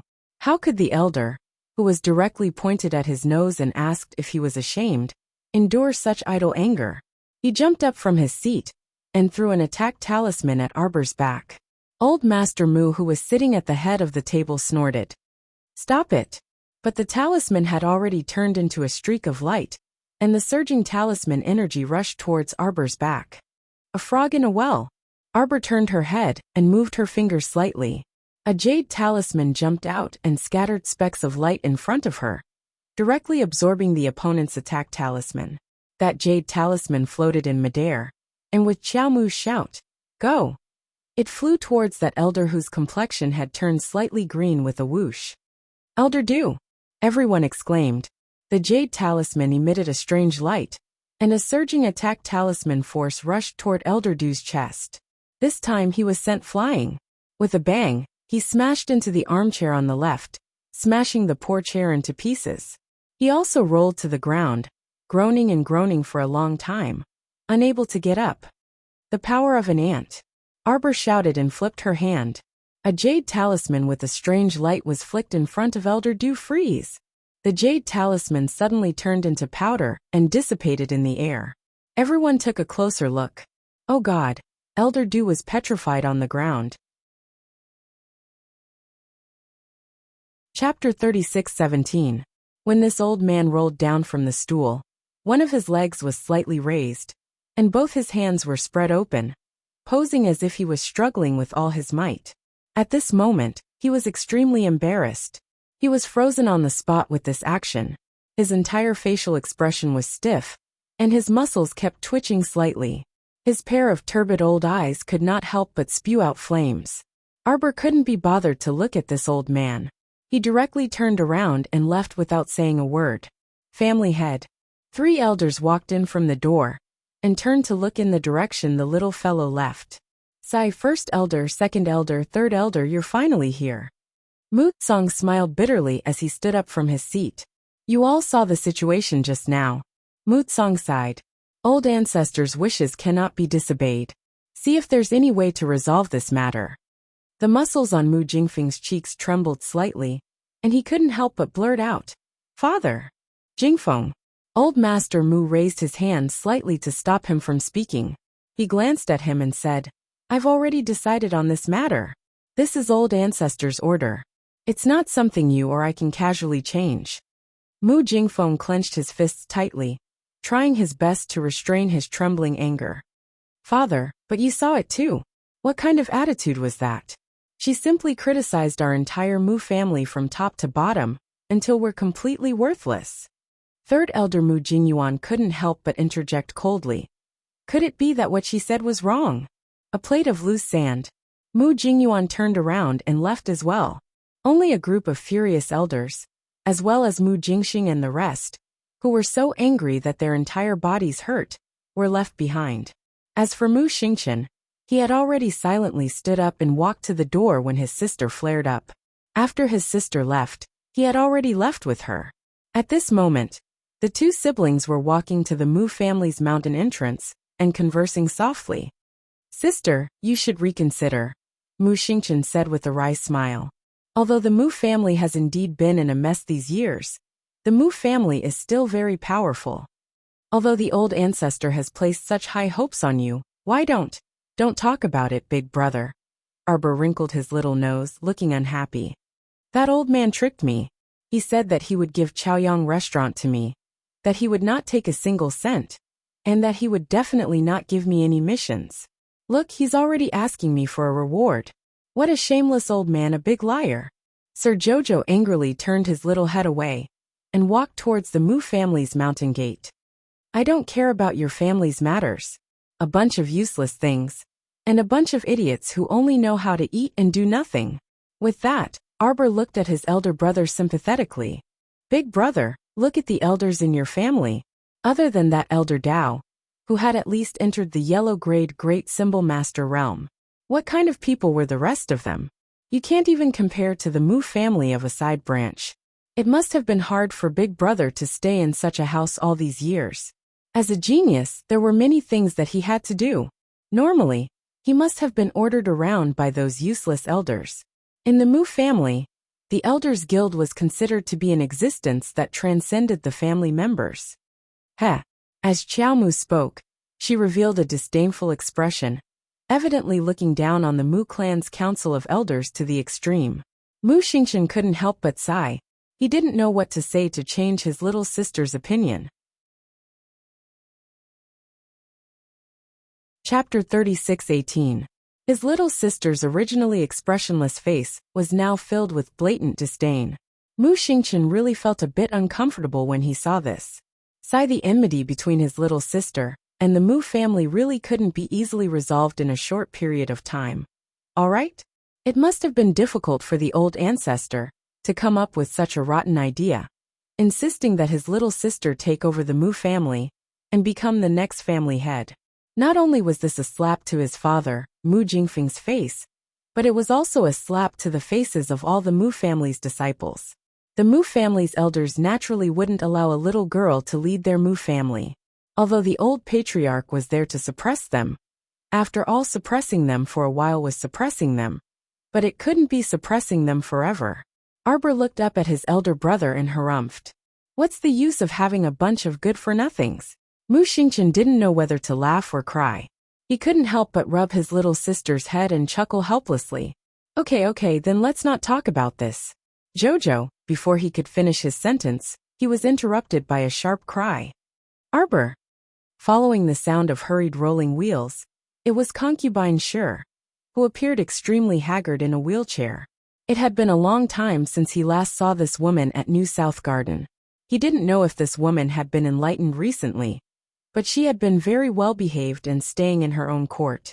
She ate vegetarian and recited Buddhist scriptures, as if she had converted to Buddhism, as if she was completely aloof from worldly affairs.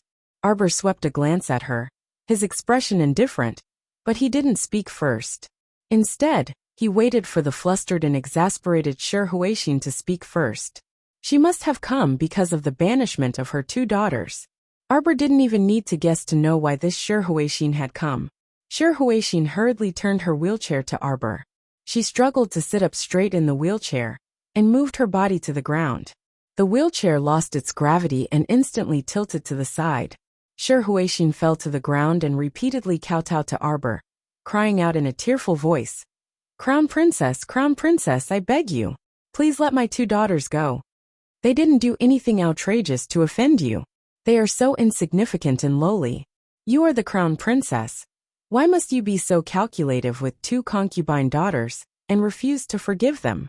Mu Xingqian stared coldly at Shi Huixin and said indifferently, Concubine Shi, what are you doing here?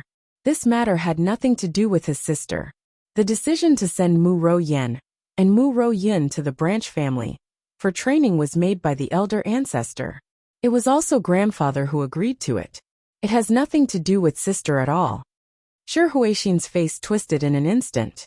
Her legs were inconvenient, so she could only crawl forward a few steps and try her best to grab Arbor's little foot.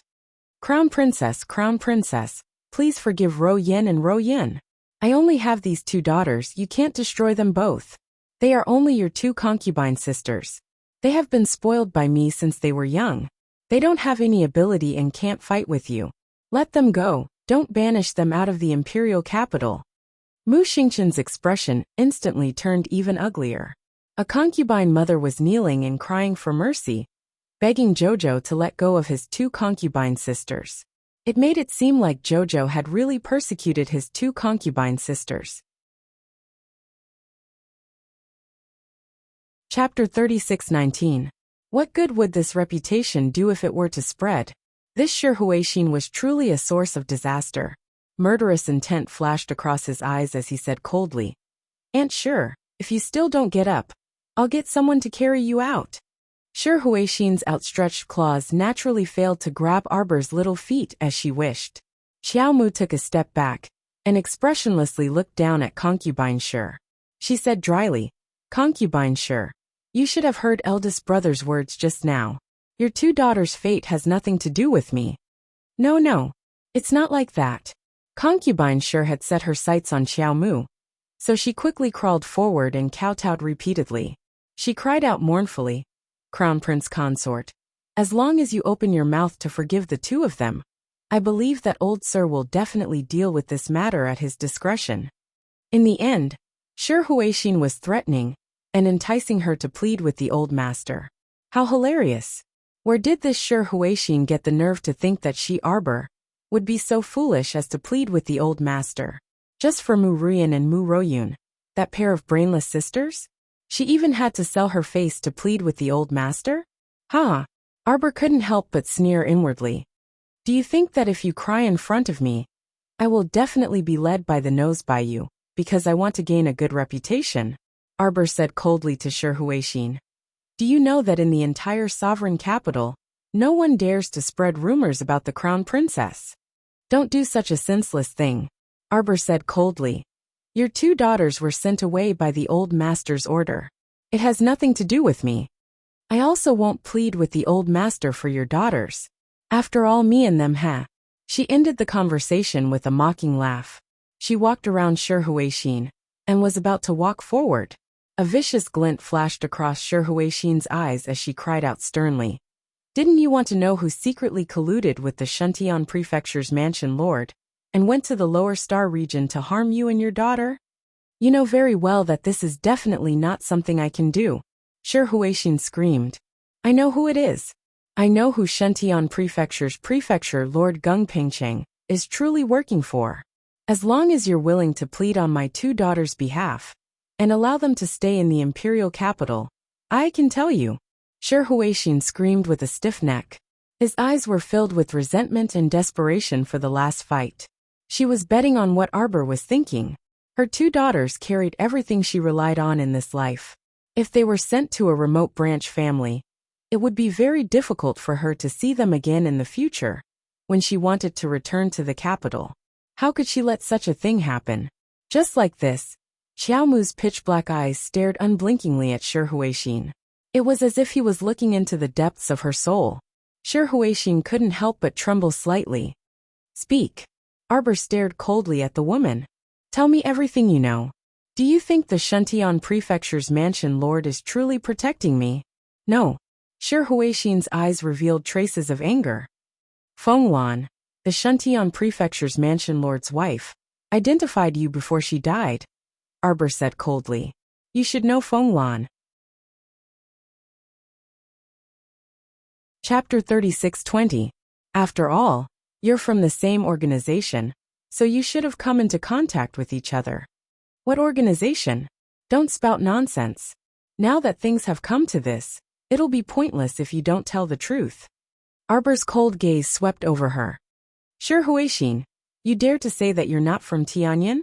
If you weren't targeting me on purpose, why did you already welcome Qiao Chun back when I first came to the Divine Province, planning to replace my identity and ruin my reputation? Then, you deliberately brought Qiao Chun to General Zhong Li's estate. Wasn't it to mislead everyone into thinking that Qiao Chun, who was impersonating Mu Qiao, was such an unpresentable thing? Shuntian Prefecture's prefecture lord said it before. He's also helping someone, and the person he's helping doesn't want me to have a good life. And it's precisely because every single thing you've done these past few days, every single one of them, that you don't want me to have a good life. Wasn't it also you who incited Juxian and Meixian to climb through the window and lay their hands on my husband? And that second-rank lass Xiaoxing. She turned into a corpse in the woodshed. I've come into contact with you before, but you still don't admit that you're from Tianyin? Other than Tianyin, I can't think of anyone else who can turn a perfectly fine person into a corpse in a matter of minutes. Don't you think so, concubine Shi? When Arbor said these words, he didn't look at his big brother's shocked gaze. Mu Xingchen stared coldly at concubine Shi, who was kneeling on the ground, and kicked her hard. Is what my sister said true? You really are from Tianyin? You're from Tianyin. Tianyin's people had already infiltrated their Mu family? Do you think I did all of this?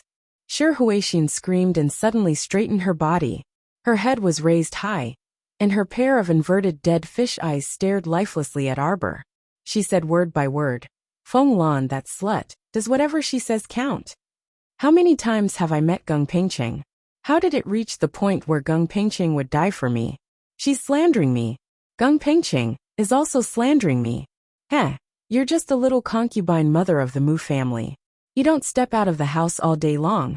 How could you have met the Shuntian Prefecture's prefecture lord? This is where the biggest problem lies. You really are one of Tianyin's people. Arbor pointed at Shi Huixin, who was lying on the ground, and said coldly. Before this, she only had her suspicions and wasn't sure. Now he could truly confirm that Shi Huixin belonged to the heavens. Shi Huixian. Xiaomu uttered these 3 words coldly. Tell me everything you know, and I guarantee that your 2 daughters will live well for the rest of their lives. Shi Huixin's body trembled slightly. Then she raised her head and glared at Arbor. Gung Pingcheng is a very careful person. I only heard that the person he admires is the Hall Master of Flying Heaven. However, The people in the organization usually don't have many opportunities to meet each other. That's why I don't know who the Soaring Heavens Hall's Hall Master is. Ah? Ah. When Shi Huixin said this, she suddenly spasmed on the ground as if she had gone mad. Just as Mu Xingqian was about to rush forward, Xiao Mu tugged at him and pulled him back 2 steps. Shi Huixin knelt on the ground and scratched her face with all her might, letting out terrifying screams. Chapter 36-21. Shi Huixin's appearance made one's heart tremble. At this very moment, she no longer had the appearance of a noble lady. Her hands were covering her face as she fell sideways on the ground. Her body was curled up as she kept twitching and trembling, as if she had suddenly contracted some sort of illness. This was the main passageway through the Mu family's mountain gate, so Shi Huixin's unforeseen event naturally attracted many people's attention. Mu Jingfeng, Mu Jingxing and the rest, who came after hearing the news, were even more shocked as they glared at Arbor. Mu Jingfeng sternly shouted, "Arbor, you actually treat your concubine mother like this? What kind of enmity or grudge do you have for you to be so vicious to a woman like her? Father, don't spout nonsense and venomous slander." Mu Xingqian immediately retorted in dissatisfaction. "Little sister and I just arrived here when concubine mother ran over on her own. She suddenly became like this while we were talking. What does it have to do with little sister?" When Mu Jingfeng saw how his son was defending Arbor in every way, he immediately rebuked. Unfilial son. He actually said that his own father was venomous slandering. Was this something a son should say? Arbor wasn't angry though. She had long known what kind of person Mu Jingfeng was. Once something happened, if he wasn't blaming this, he would blame that. There wasn't the slightest bit of father-daughter kinship in his heart. For such a selfish man, he probably only had himself in his heart. "Madam, watch your step." Servant Song Lu also rushed to the scene while supporting Mu Qingya, who had rushed all the way here. At this moment, the road leading to the Mu family's mountain gate was filled with a group of Mu family disciples, as well as many servants who didn't mind the commotion. These people hid far away in the corners, not daring to approach, but their eyes flickered with gossipy glints. Concubine sure went to talk to the crown princess about something, but in the end, this tragic scene suddenly appeared. Everyone naturally didn't believe that this matter had nothing to do with the crown princess. Arbor couldn't be bothered to talk nonsense with them. He waved his hand and said to his elder brother, "Big brother, let's go." Mu Xingqian nodded in agreement. He also felt that talking to these people was like playing the lute to a cow. It was impossible to make things clear. Since they liked to think too much, then just let them be. After making up his mind, Mu Xingqian was about to leave with Arbor. However, how could Mu Jingfeng let them leave just like that? Mu Jingfeng waved his hand in front of Xiao Mu's face, as he declared with a darkened face. "Xiao Mu, in any case, you are still a child of the Mu clan. Don't rely on your status as the crown prince consort to do as you please. You poisoned your own concubine mother. Even if this matter is reported to His Majesty, you still won't be able to justify it. Hand over the antidote," Mu Jingfeng growled. "Master." Mu Qingya hurriedly stepped forward and stood in front of Arbor. She shook her head and said, "Jojo won't do that. There must be something fishy about concubine Shi's matter. You're still speaking up for her at a time like this?" Mu Jingfeng glared at Mu Qingya angrily. Just now the three of them were talking here. Everyone saw it with their own eyes. Everything was fine, but concubine Shi suddenly became like this. "Ah, eldest uncle, look. Mu Ruiyan couldn't help but exclaim. Everyone turned to look, and they couldn't help but be startled. They saw that concubine Shi abruptly put down her hand that was covering her face. Chapter 36-22. This time, everyone couldn't help but be shocked. They saw that concubine Shi's face had already completely rotted, oozing a terrifying thick juice. As if it had been corroded by some kind of venom, her face was disappearing inch by inch in this liquid. Mu Jingfeng couldn't help but avert his gaze in disgust. He turned to glare at Arbor and shouted, "Arbor, you really have such vicious thoughts, such vicious methods. No matter what, your concubine Shi is still your concubine mother and your elder. Even if your words were a bit offensive, you can't use such methods to harm a woman with a low cultivation. Do you still have a conscience? Do you have any sense of shame? Mu Jingfeng shouted angrily, not caring about how many people were present. Currently, he was glaring at Arbor with eyes that seemed to have been dipped in venom. It was as if he wasn't staring at his daughter, but at his life's most deadly enemy. Arbor, however, coldly swept a glance at him and sneered. Then do you want to kill me? Sister. Mu Xingchen couldn't help but panic. His sister's indifferent attitude was as if she was casually accused by her father and couldn't be bothered to defend herself. As her eldest brother, he naturally didn't want to see his sister suffer such a great injustice and be forced to bear the infamy of killing her concubine mother. Father, you'd better be careful with your words and actions. Don't make wild accusations, Mu Xingchen angrily said. We siblings only spoke with concubine Shi for a few minutes. During this time, sister didn't even touch concubine Shi's finger. For concubine Shi to be like this, it must be because she was already poisoned long ago. It just so happened that the poison acted up right in front of us. Sophistry. Mu Jingfeng angrily berated. Xingchen, you've disappointed father too much. You're the Mu family's young master, the Mu family's future hope. If it weren't for the ancestors' previous matter, the entire Mu family would have been inherited by you in the future. Mu Xingchen's gaze turned extremely cold as he coldly stared at his father in front of him. He sneered. Father, you don't need to sow discord. I'm not like you, having a strong desire to control the Mu family's power. I'm a member of the Mu family. If the Mu family is in trouble, I will not shirk my responsibility. However, I don't care about the position of patriarch at all. Therefore, I have no objections to younger sister becoming the patriarch, Mu Xingchen said with a flat tone and a cold expression. This father of his was too vicious. For the sake of the patriarch's position, he actually did not hesitate to sow discord between him and his younger sister? Did he think that by promising the position of the young master and the position of the future patriarch, he would be able to make him fearful of his sister and fight with his sister for the position of the patriarch, so that he, as the father, could benefit from it? He was simply too naive. Mu Jingfeng's eyes emitted a cold and venomous glint as he stared fixedly at his son for a long time before bursting into laughter. You're overthinking things, Stardust. Seeing that he was unable to provoke his son, Mu Jingfeng could not help but frown and coldly say, a real man must act with a clear conscience. Although she is your biological sister, it is very unwise to lie and deceive your relatives and elders for her sake. The corners of Arbor's lips curled up mockingly. Look, this was her biological father, racking his brains to pin the infamy of poisoning a concubine mother on her. Chapter 36-23. What a great father he was. Aoyi. Arbor calmly called out to him. Aoyi giggled as he flashed to her side. Crown Princess. He turned to look at Mu Jingfeng's group and gave them a sympathetic look. Family head Mu. Oh no, former family head Mu. If you can prove that this matter has nothing to do with the Crown Princess, shouldn't you kneel down and admit your mistake, HM? Mu Jingfeng's old face abruptly flushed red as he sneered. Prove it first before talking about anything else. Aoyi tilted his head and giggled as he took out a jade talisman from his pocket. And everyone looked carefully. What is this? This is a jade talisman with an image. It's also an earth-rank talisman that only our crown princess can make.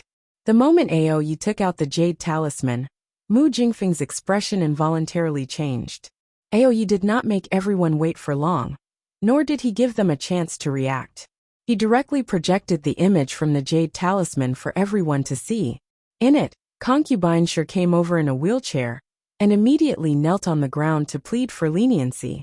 Everyone could clearly hear the conversation between the two sides, and the image was also very clear. Everyone could not help but sneak a glance at the expressionless little crown princess. Just how distrustful was the crown princess to the Mu family. She always had her subordinates carry jade talismans with them at all times. As long as the Mu family approached, they would immediately record everything. When the time came, they would have a basis to speak on. From the start, She felt that there were no good people in the Mu family, so she must have something to protect herself when she was outside. What was there to be unclear about in this video? After the crown princess exposed Shi Huixin's identity as a member of Tianyuan, Shi Huixin suddenly fell to the ground and covered her face as she cried out in pain. From beginning to end, the crown princess was just as the Mu family's eldest young master had said. She did not even touch Shi Huixin with a single finger, so how could she have poisoned her? Everyone silently glanced at Mu Jingfeng, who was still spouting nonsense just now. At this moment, he had already fallen silent, his expression cold and not saying a word. Aoyi raised his chin slightly, and several youths in black immediately jumped down from the tree and surrounded Mu Jingfeng. Two of them even kicked his knees, as if they were determined to make him kneel and apologize. "What are you all doing?" Mu Jingfeng flew into a rage. The members of the Mu family also started to make a ruckus. Even if Mu Jingfeng had been stripped of his position as the head of the household, he was still the former head of the Mu family. Their Mu family was humiliated like this. No one would be able to feel proud. Naturally, they couldn't just sit by and watch. Mu Qingya even pounced forward and tightly grasped Mu Jingfeng's arm. She turned to look at Xiao Qiao and implored mournfully, "Xiao Qiao, your father didn't mean to say those words just now." "Yeah, he didn't do it on purpose. He did it on purpose, using every possible method to pin the crime of poisoning my concubine mother onto this crown prince consort. To be slandered by a subject. Does this crown princess have a reason to teach him a lesson?" "Crown princess!" Mu Qingya shrieked and hurriedly stood in front of Mu Jingfeng. "Heaven, Earth's sovereign family and master are indeed inviolable. But the head of the household is still your biological father. Why, if you insist on going against the law, why you'll be punished by the heavens. I don't want to see you get struck by lightning. It's not worth it." Mu Qingya shook her head vigorously at Arbor with tears in her eyes. Chapter 36-24.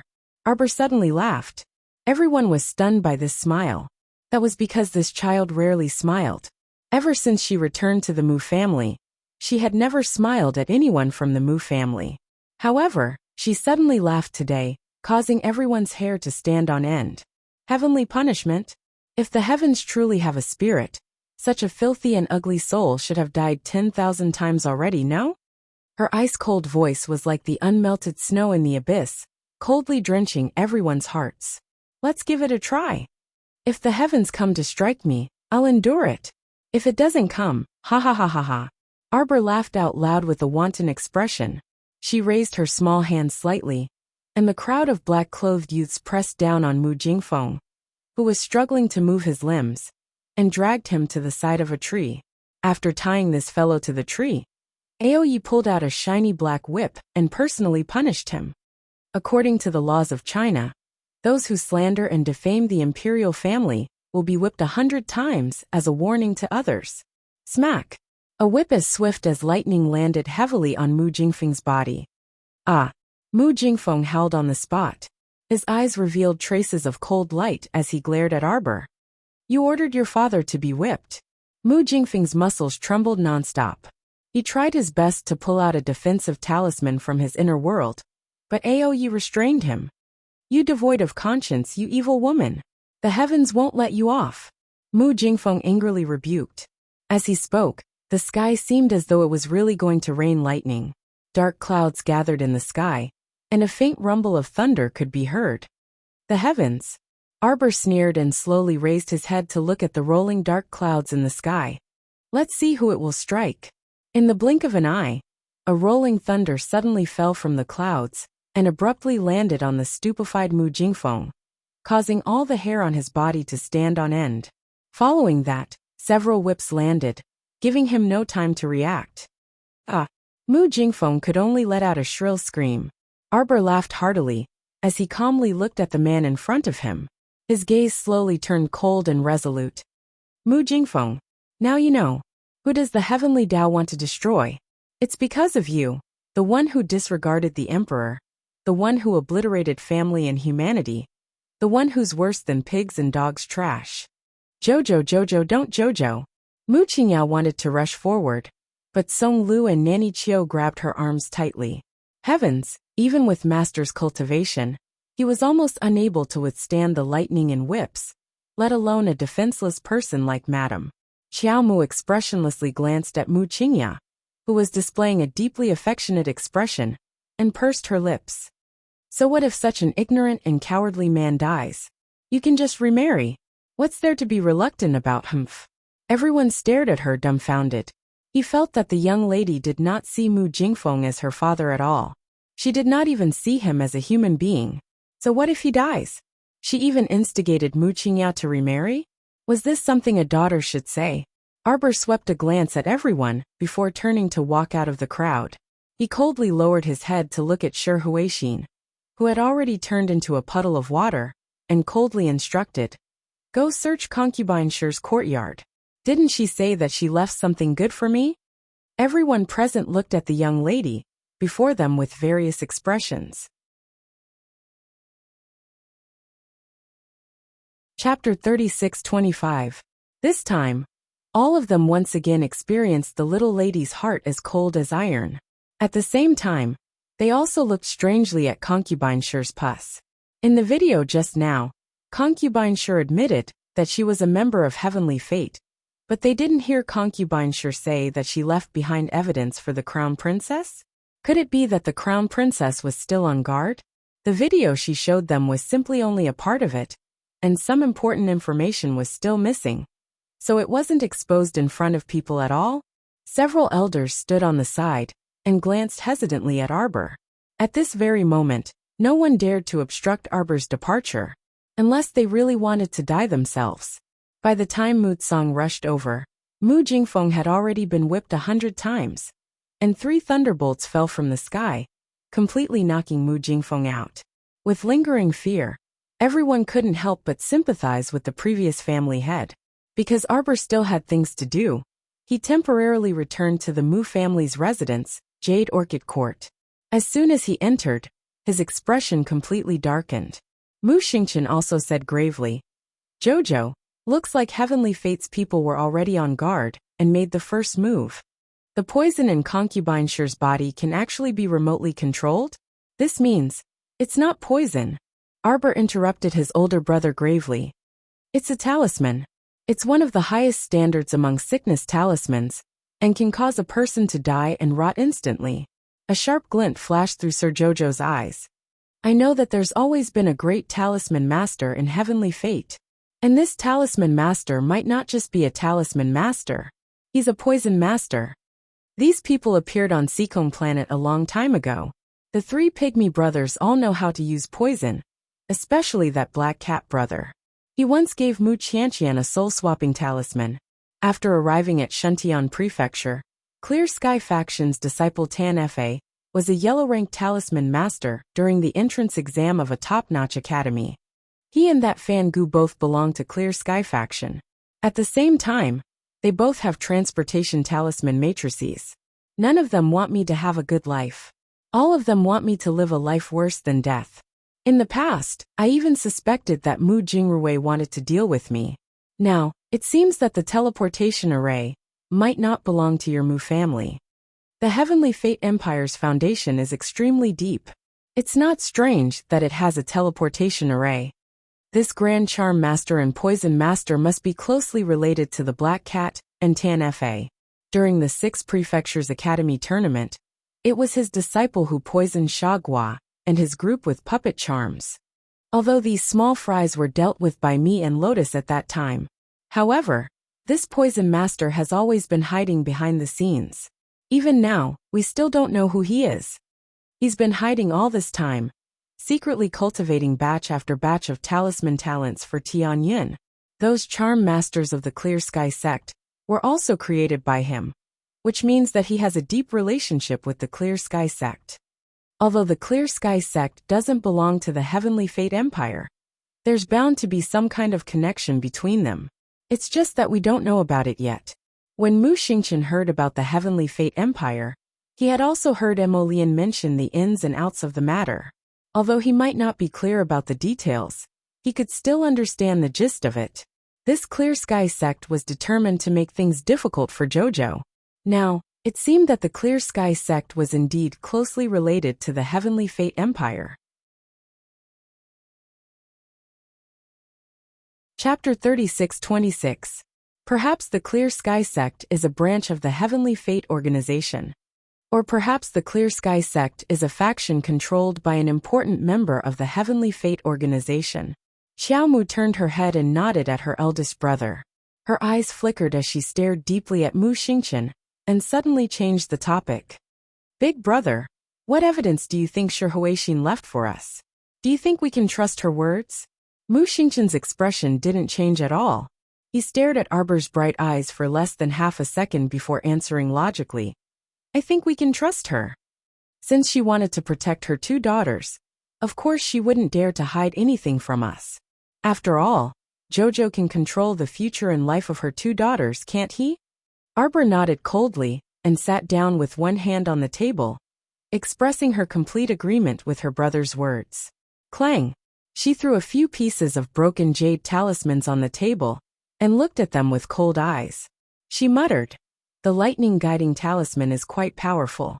Mu Jingfeng, you deserve this." Given Mu Jingfeng's strength, the 3 bolts of lightning would definitely destroy more than half of his meridians. If he wanted to slowly recover, it would take at least a year and a half. Not everyone was like Jojo, able to withstand lightning strikes, and be hit by the heavens not long after. Aoyi hurried over with a group of people. He cupped his hands at Arbor and said, "We've found the crown princess." Xiaomu's face warmed, and she nodded lightly at him.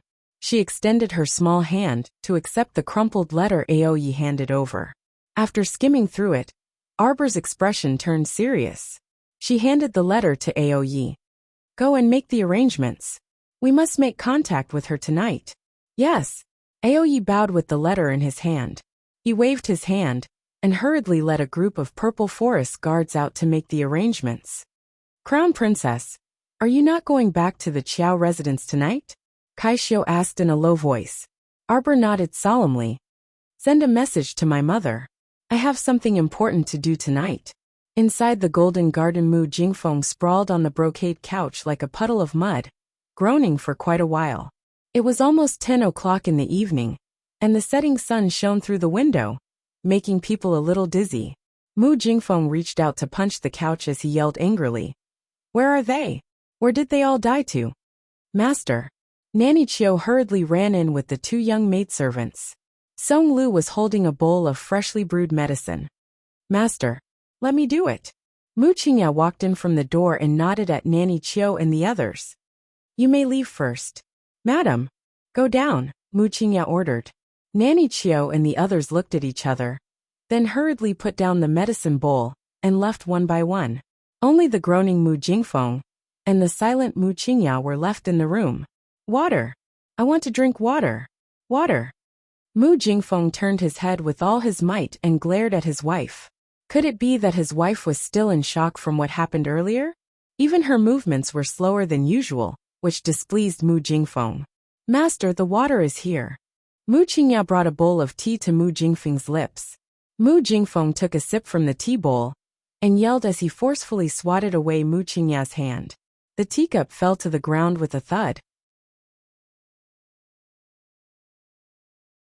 Chapter 36-27. Mu Jingfeng's sharp reprimand abruptly rang out in the room. "Wicked woman! This water is so hot, how can someone drink it?" Mu Qingya sighed, and got up to pour another cup.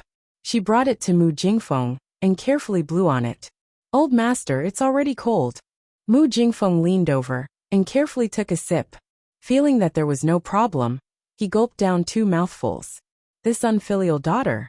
Right now, half of his meridians were crippled, and he was paralyzed like a cripple. He didn't even have the slightest bit of strength in his limbs. So how could he not be furious? "Old master, it's also because you've overdone it that Xiao Xiao resisted." Mu Qingya sighed. She picked up the medicine bowl at the side, and gracefully walked to Mu Jingfeng's side. She half helped him up and leaned him against the couch. Holding a spoon in one hand, she meticulously stirred the medicinal concoction in the bowl, with a very focused gaze. However, Mu Jingfeng was dissatisfied with her defending Arbor again. He couldn't help but angrily say, You've always been protecting her and smoothing things over for her. You've never been this attentive to Rochuan before. Mu Qingya glanced at him and concentrated on stirring the medicinal concoction in her hand. Old master, I know you're angry.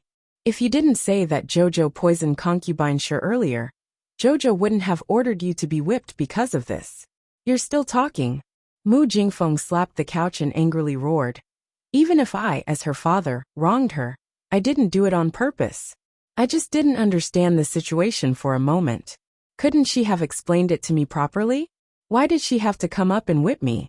Is this the attitude a daughter should have toward her father? Drink the medicine. Mu Qingya held the medicine bowl and sat beside him. However, Mu Jingfeng raised half of his body and coldly said, I'm not drinking it. What's the use of drinking this medicine? It can't heal my meridians, can it? Go invite that god-tier alchemist, Alchemist Dan, over tomorrow. Have her treat me. Alchemist Dan reportedly left the city a while ago and hasn't returned. What? Then go invite another alchemist over for me. No matter how much it costs. You must heal my messed up meridians as soon as possible. You should drink this medicine first. I said I won't drink. Take it away. Mu Jingfeng impatiently pushed her hand away. Mu Qingya was holding a bowl of medicine, and when he pushed it, most of the medicine spilled out onto her palm. Although it wasn't very hot, Mu Qingya's face gradually darkened.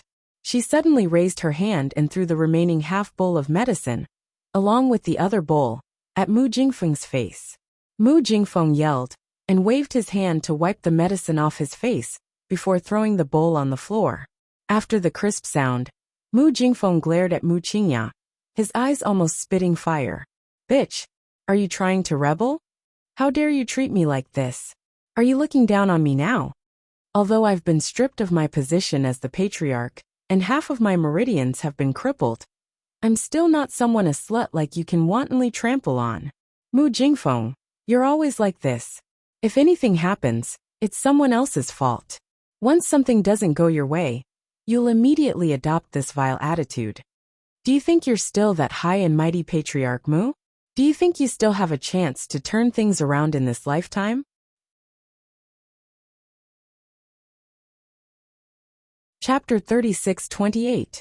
I worked so hard to take care of you, yet you don't know how to be grateful, and even treat me like this.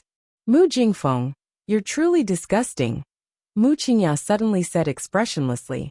These words were clearly not something the current Mu family head could bear. All these years, what he was most proud of was becoming the Mu family's head and having a beautiful wife in his arms. Even though he was nearing his 40s, he was still elegant and graceful. Which woman would not praise him as a handsome man when they saw him? In this world, there was really no one who would say that he was truly disgusting. Mu Jingfeng stared intently at Mu Qingya in front of him, as if wanting to see a trace of other emotions in her eyes. Unfortunately, there was nothing, other than a few traces of disdain, indifference, and mockery toward him in her eyes. There was really nothing else. But how could he see these emotions in the eyes of his wife, who had been with him for so many years? For a moment, Mu Jingfeng really suspected that he might have gone crazy and was seeing things. Qingya, she had never, ever revealed such emotions toward him. In his heart, Qingya had always been a docile, gentle, and obedient woman. She was very perfect and completely met his requirements for a wife.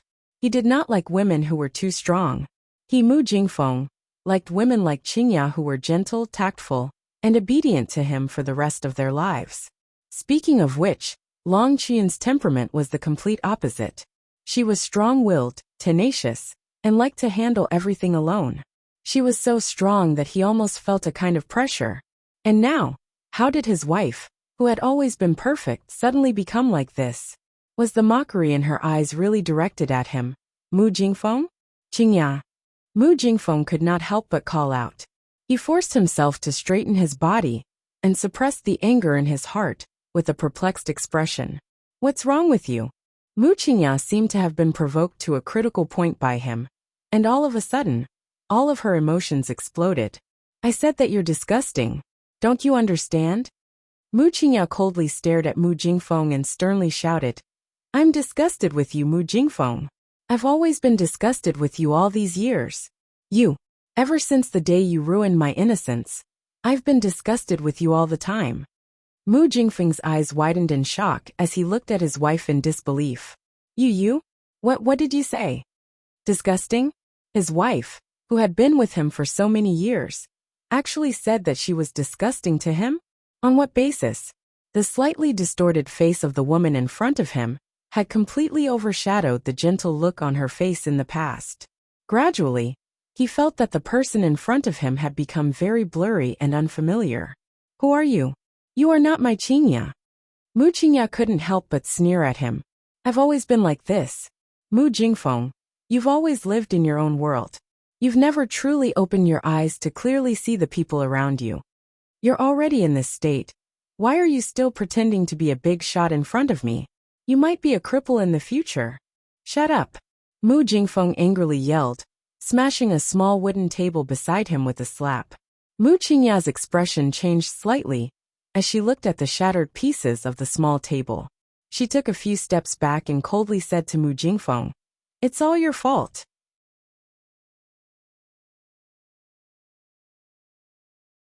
Chapter 36-29. You vicious and heartless man. Serves you right that even your own daughter treats you this way. When I found out that you were engaged to someone else, I immediately distanced myself from you. I kept my distance from you. But even so, you still refused to let me off. You barged into my court, disregarded my wishes, and took me for your own. You made me bear your children. You made me bear the burden of the entire Mu family, and all these trivial matters for so many years. You even made me earn money to support the family, and help you take care of your harem of concubines. Why you all make me feel disgusted. Sometimes I'm constantly thinking that if I had made a prompt decision back then and left this damn family, my life right now wouldn't be like it is now. Mu Jingfeng, do you know how much I hate and disgust you? A person like you is selfish and heartless. You only have your own interests in your eyes. You've lived in your own world all your life. You've never really thought about others. What right do you have to make others sincerely treat you like this? Shut up. Shut up. Shut up. Mu Jingfeng screamed in shock, wishing that he could smash the bed into smithereens. Bitch. Mu Jingfeng struggled to get up from the bed, but his meridians were in a mess, and his limbs were not under his brain's control. The moment he moved, his entire body fell off the bed. He glared at Mu Qingya in front of him, and suddenly took out a talisman with a flip of his hand, throwing it in her direction. Bitch! Do all of you hate that you can't let me die? Fine. Since you don't want me to have an easy time, I'll make all of you not have an easy time either. Following this, Mu Jingfeng threw out a yellow talisman with all his might and shouted, "Activate the talisman." A ferocious attack from the talisman headed for Mu Qingya's chest. Nanny Chiu and the others, who had heard the commotion, hurriedly barged in and cried out in alarm as they rushed forward. Bang! Bang! Bang! Bang! The attack from the talisman knocked them away one by one, and by the time it landed on Mu Qingya's body, its attack power was already more or less depleted. Therefore, she didn't suffer any serious injuries. She only fell to the ground, and her face was pale with fright. Bitch! Mu Jingfeng angrily reprimanded. He slid to the ground and struggled to get up. Unfortunately, with his current strength, it seemed difficult to do so. Therefore, he crawled forward a few steps, struggled with all his might, and threw himself onto Mu Qingya. The man pinned Mu Qingya under his body and grabbed her neck with both hands. At this moment, Mu Jingfeng's face was flushed red, and his eyeballs were bulging out. It was as if his entire body was being roasted by a raging fire. He gripped Mu Qingya's throat tightly and shouted, "Bitch, you bitch! You actually said that I'm disgusted? Back then, weren't you the one who would smile gently and call me Brother Jingfeng every time you saw me? And you say you're not interested in me? Now you're saying this again? Saying that I'm disgusting? You're crazy for no reason." Ugh. Mu Qingya's throat was tightly gripped by this man's strong hand. Naturally, she couldn't help but cry out and struggle to breathe. Unfortunately, Mu Qingya didn't have the strength to truss a chicken.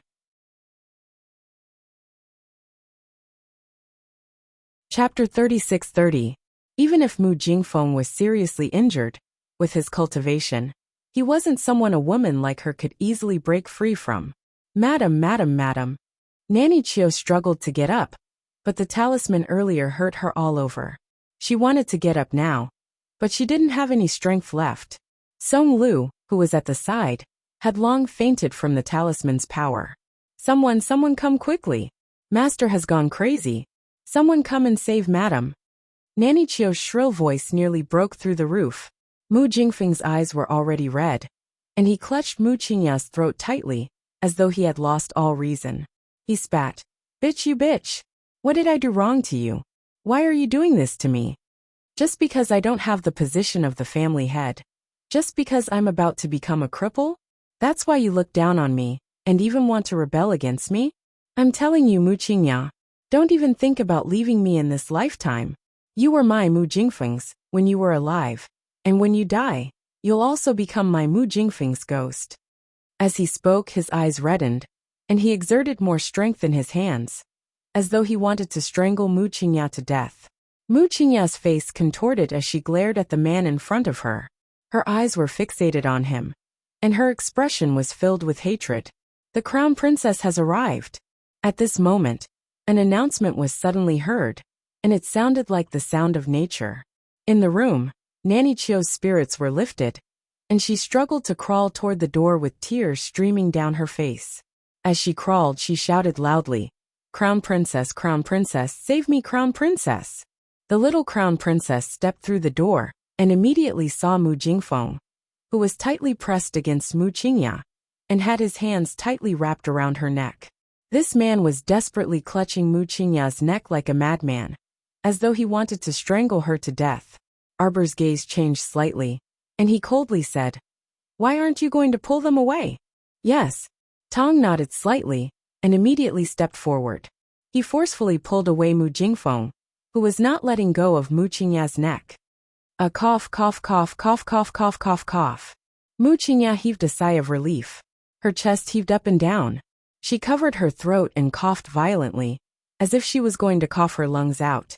Song Lu and the other maidservants were also woken up by Kai Xiao, Kai Chi, and the others by pinching their philtrum. Madam, madam. Song Lu and the others hurriedly crawled forward while sobbing. They all appeared to be in a very sorry state. There were still traces of blood on the corners of their lips.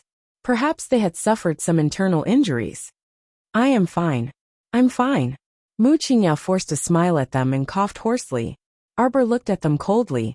He glanced around, and his gaze fell on the broken porcelain on the ground. There was a complicated look in her eyes as she looked at Mu Qingya, who was sitting on the ground. There were still 10 distinct marks left on Mu Qingya's neck. It could be seen that Mu Jingfeng had put in a lot of effort back then, and was bent on killing her. Arbor glanced at Mu Jingfeng, who was on the other side. At this moment, he was thrown to the side by Tong like trash. He was panting heavily, and his face and neck were red. Crown Princess, please save me. Nanny Chio lifted the corner of her skirt and crawled forward on her knees. She crawled to Arbor and kowtowed twice. Chapter 36-31. Crown Prince Consort. Lord suddenly went crazy, and actually did such a vicious thing to Madam. Is there something wrong with his mind? When Mu Jingfeng noticed the young Crown Prince Consort's icy gaze on him, he couldn't help but shrink back. His entire body trembled, and he immediately shouted sternly, You old hag, watch your words. Who are you saying has a mental problem? Who are you talking about? Hold him down, the little Crown Princess coldly ordered. Immediately, 2 youths rushed forward and firmly grabbed Mu Jingfeng's shoulders, pressing him to the ground. Search the front and rear courtyards. Don't miss a single inch of this place, Arbor coldly ordered. You unfilial daughter, what are you doing? What are you doing? Mu Jingfeng shrieked and pounded the ground with all his might. He angrily roared. You dare to treat your own biological father like this? Aren't you afraid of suffering divine retribution? Divine retribution? Let it come. See if it comes or not. Arbor coldly interrupted Mu Jingfeng's words and said impatiently, Shut up. The Crown Princess told you to shut up. Shut up. Tong abruptly grabbed Mu Jingfeng's neck, instantly silencing him.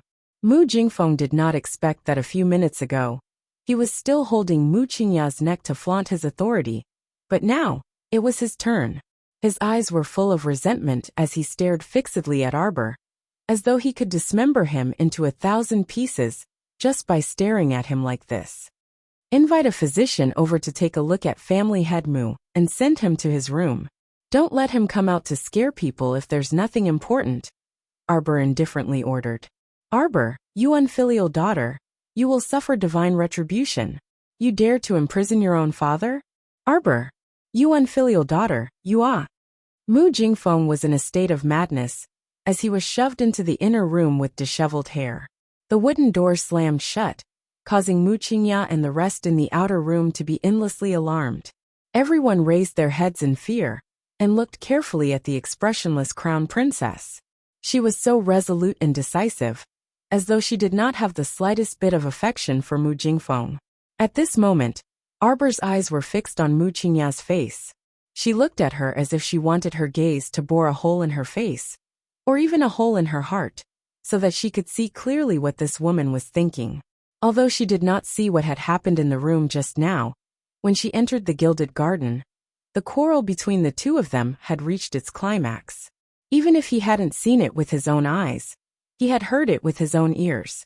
With her intelligence, she could naturally guess why Mu Qingya had a falling out with Mu Jingfeng. Mu Qingya actually hated this man ever since the day she was forcefully taken by Mu Jingfeng. She had hidden it so well all these years, but she had always suppressed this hatred in the deepest part of her heart. This woman was really puzzling. Arbor stared at her. The little crown princess's gaze made Mu Qingya's heart palpitate uneasily. She coughed hard a few times and raised her head to look at Arbor. Crown princess, thank you for saving my life. Why do you hate Mu Jingfeng so much? Arbor felt that instead of suppressing some doubts in her heart, it was better to ask her personally. Mu Qingya's expression instantly changed. I don't hate family head.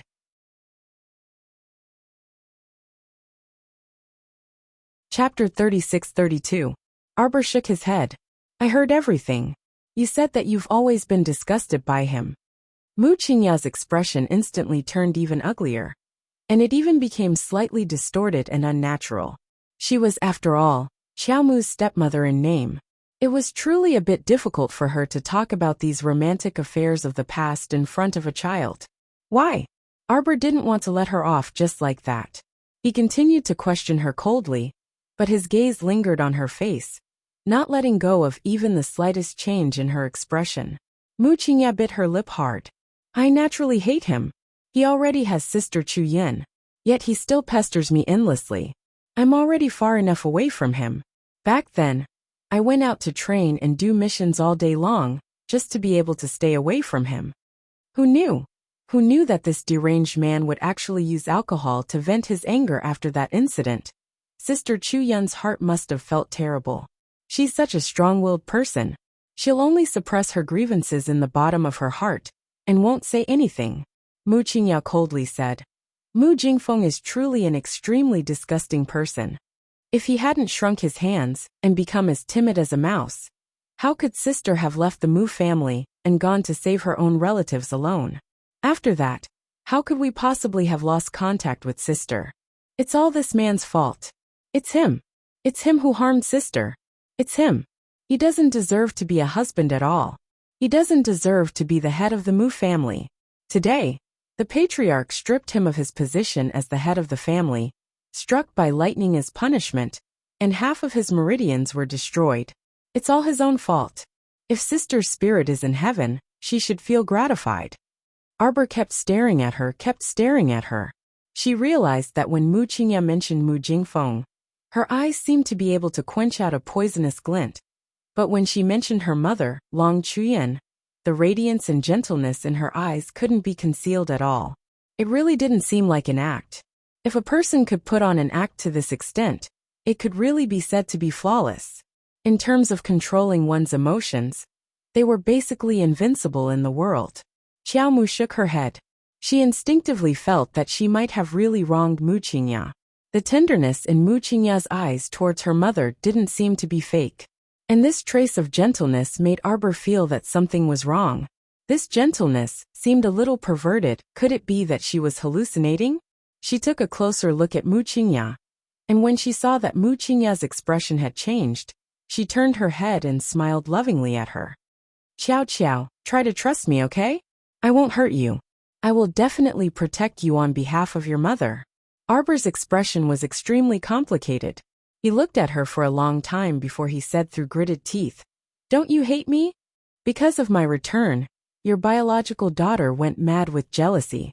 In the end, the Mu family crippled her cultivation, broke her arms, and chased her out of the main family. Her life was ruined because of me." Arbor looked at her coldly, carefully observing the strength of every muscle on her face. "Although I don't think I've harmed her, she only has herself to blame for everything that happened because of her paranoia," Arbor said coldly.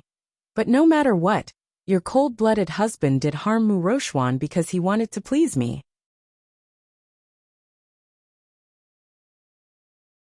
Chapter 36-33. Don't you hate me? Arbor asked. Wuxia shook her head and said calmly, "Jojo, the paths we take in life may seem different, but they all lead to the same destination. Humans, if they walk the wrong path, they will walk the wrong path. They must pay for their mistakes, and pay the price they deserve." Rochuan was jealous and couldn't control herself. In the end, she hurt herself. How can she blame you? She can't blame anyone. Wuxia raised her head and looked at Arbor seriously. "Jojo, how can I hate you? The love I have for you is unadulterated. You'll understand in the future." Arbor stared at Wuxia intently, not missing a single inch of her expression. At this time, the team captain, who had led numerous purple forest guards to search the inside and outside of the estate, arrived in front of Qiaomu and shook his head at her in defeat. Nothing. Arbor looked down and closed his eyes. Crown Princess, Crown Princess." A young man in black rushed in and whispered to Arbor, "Let's go." Arbor looked at Wuxia deeply and led the purple forest guards out of the gilded garden without saying anything. "Madam." Song Lu held Wuxia's arm in fright. On the other hand, Wuxia was indifferent as she lightly patted her twice. Her eyes warmly gazed at Qiao Mu's departing figure for a long time. The red and green finger marks on his neck were especially glaring under the setting sun. After leaving the garden, Arbor ordered, "Let's go to Chasing Wind Garden." Everyone went to Chasing Wind Garden. As soon as they entered, they saw Elder Qing tied up and thrown to the ground. Qiao Mu's pitch-black eyes narrowed slightly as she gazed at this person with a cold glint. "I didn't expect you to be one of Tianyun's pawns in the Mu family. How is it? Do you have anything to say to me?" A purple forest guard hurried forward and whispered, "Crown Princess, this subordinate used a dictum talisman on this person, but Arbor looked at Elder Qing carefully and saw the old man tilting his head and smiling foolishly. Arbor took a few steps forward and grabbed Elder Qing's head.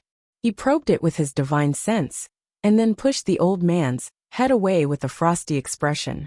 "Idiot." After being hit by the dictum talisman, not only did Elder Qing not speak a single word, but he also became an idiot. What did this mean? This meant that the old man's body had been cursed for a long time. This talisman was normally perfectly fine, but once Elder Qing's consciousness was invaded by an external force, it would backfire and turn Elder Qing into an idiot. Even a soul search wouldn't yield any useful information. "Be careful." A roar suddenly came from behind. When Qiaomu turned her head to look, she saw Elder Qing's body swelling before exploding abruptly. Two of the violet forest guards rushed forward to protect her, but they were both sent flying by the shockwave. Qiaomu quickly strode forward and poked the two people several times, her eyes abruptly turning chilly. Tianyun was indeed interesting. Qiaomu had to admit that she had been utterly defeated in this exchange. "Crown Princess, Crown Princess." Aunt Jing, who had hurried over, was startled when she saw Arbor. She quickly bowed. "Crown Princess, His Majesty urgently summons you to the palace."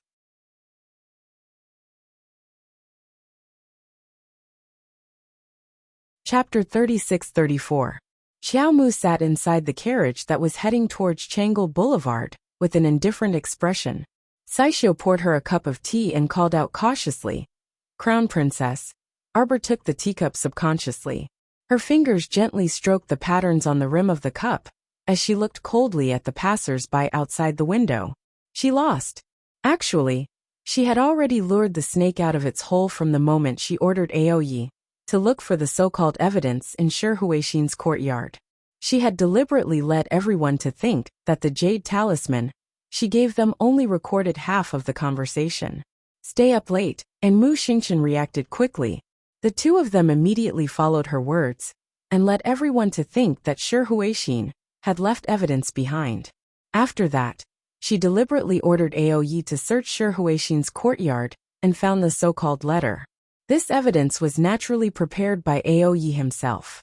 Therefore, as long as the person hiding in the dark had any suspicions, they would definitely come to check the evidence pointing to Chasing Wind Garden. The person Arbor wanted to lure out was first Madame Muqingya.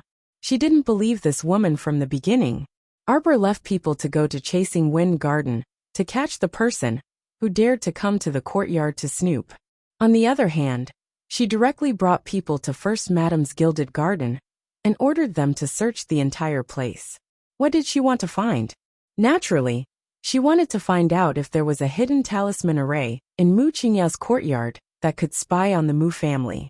As soon as Arbor stepped into the Mu family, she felt as if she was being watched and felt uncomfortable all over. In the end, her people didn't find any array in Gilded Garden. She even inadvertently saved Mu Qingya's life. Elder Qing, who was caught on the other side, was useless and even self-destructed to injure her people. It could be said that this confrontation with the All-Seer Alliance ended with Sir Jojo's defeat. Not only was Shihuaxin's lead broken, but they might have also alerted the enemy. Once Elder Qing of the All-Seer Alliance self-destructed, this matter would be over. Arbor raised his hand and pressed his aching forehead. He muttered to himself. Could it be that the direction was completely wrong from the beginning? Crown Princess. Kaixio softly called her. Arbor nodded and got down from the carriage. He raised his head and looked at the Extreme Time Hall's palace gate.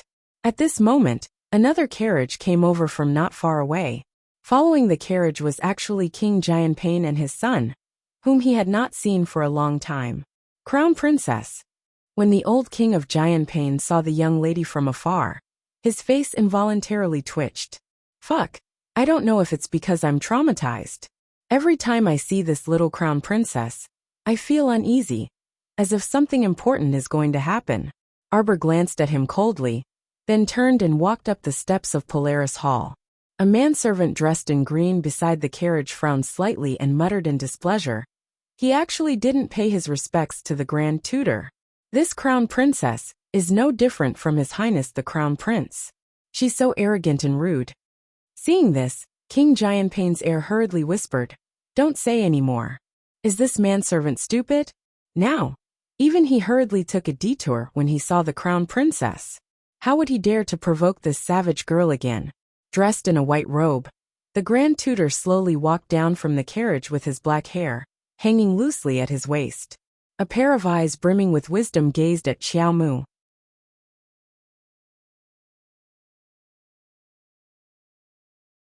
Chapter 36-35. Crown Princess, His Majesty invites you to the royal study. When Arbor reached the last step, a palace servant who had been waiting for her stepped forward and led her to the royal study. Arbor glanced at him expressionlessly and didn't say a word. The little eunuch glanced at her curiously. He felt that although the little crown princess was young, she was extremely calm and had an intimidating aura. In the past, those lords who came for an audience would more or less ask them a few questions. However, this crown princess didn't say a word from beginning to end. What the little eunuch didn't know was that those people who came in the past were afraid of the great emperor and felt uneasy. That was why they tried every possible means to find out from the eunuchs what the great emperor was feeling and why he summoned them. However, the little crown princess was different. From the bottom of her heart, she had never feared the great emperor. Naturally, she wouldn't consider how he was feeling or how she should curry favor with him. In her opinion, there was no such thing as the great emperor of the divine prefecture. He was Emolien's father. If he could talk to him, he would talk to him. If he couldn't, Sir Jojo couldn't be bothered to pay attention to him. Following the garden path, They went all the way to the west and entered a winding corridor. Soon, they arrived at the door of the royal study. The little eunuch quickly went in to report. Arbor looked back and saw the Grand Tutor, whose face was filled with gentle light, as if he was shrouded in holy light, walking over with the King of Giantpain and his son. Before he could greet them at the door, the little crown princess had turned and left. Now that they met again, the heir of the King of Giantpain, Emokuan, hurriedly took a few steps forward and cupped his hands respectfully. Little sister-in-law. The King of Giantpain's mouth twitched. He really wanted to slap this lackey to death. How was this guy like the old King of Giantpain's majesty? Now he looked like a lackey. Look at how much he fawned over this little crown princess. Arbor glanced at the crown prince of Giantpain and nodded expressionlessly. You're also here to see his majesty? Ah, yes, it was his majesty who summoned us. Crown princess, Lord State Preceptor, King Giantpain and Crown Prince, please come in. Following the eunuch's shout, Arbor stepped into the study first. Only then did he realize that there were many people in His Majesty's imperial study.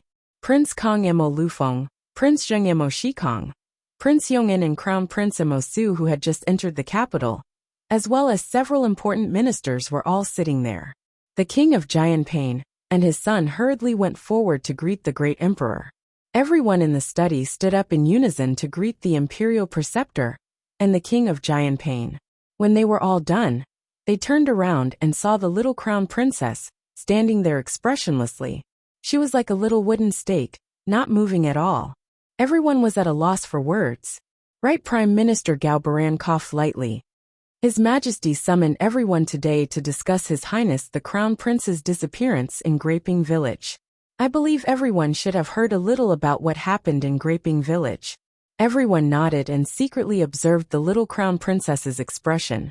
Expressionless. Fuck, Crown Princess. Is it really alright for you to be like this?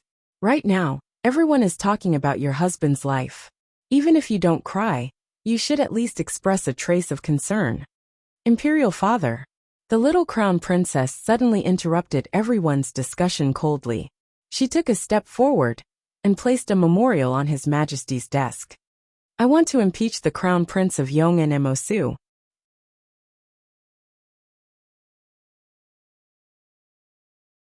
Chapter 36. The Crown Prince of Eternal Peace Emosu almost shed tears. He didn't expect that the little Crown Princess would really accuse him in front of the Emperor. When he saw the little Crown Princess step into the imperial study, he felt a chill run down his spine.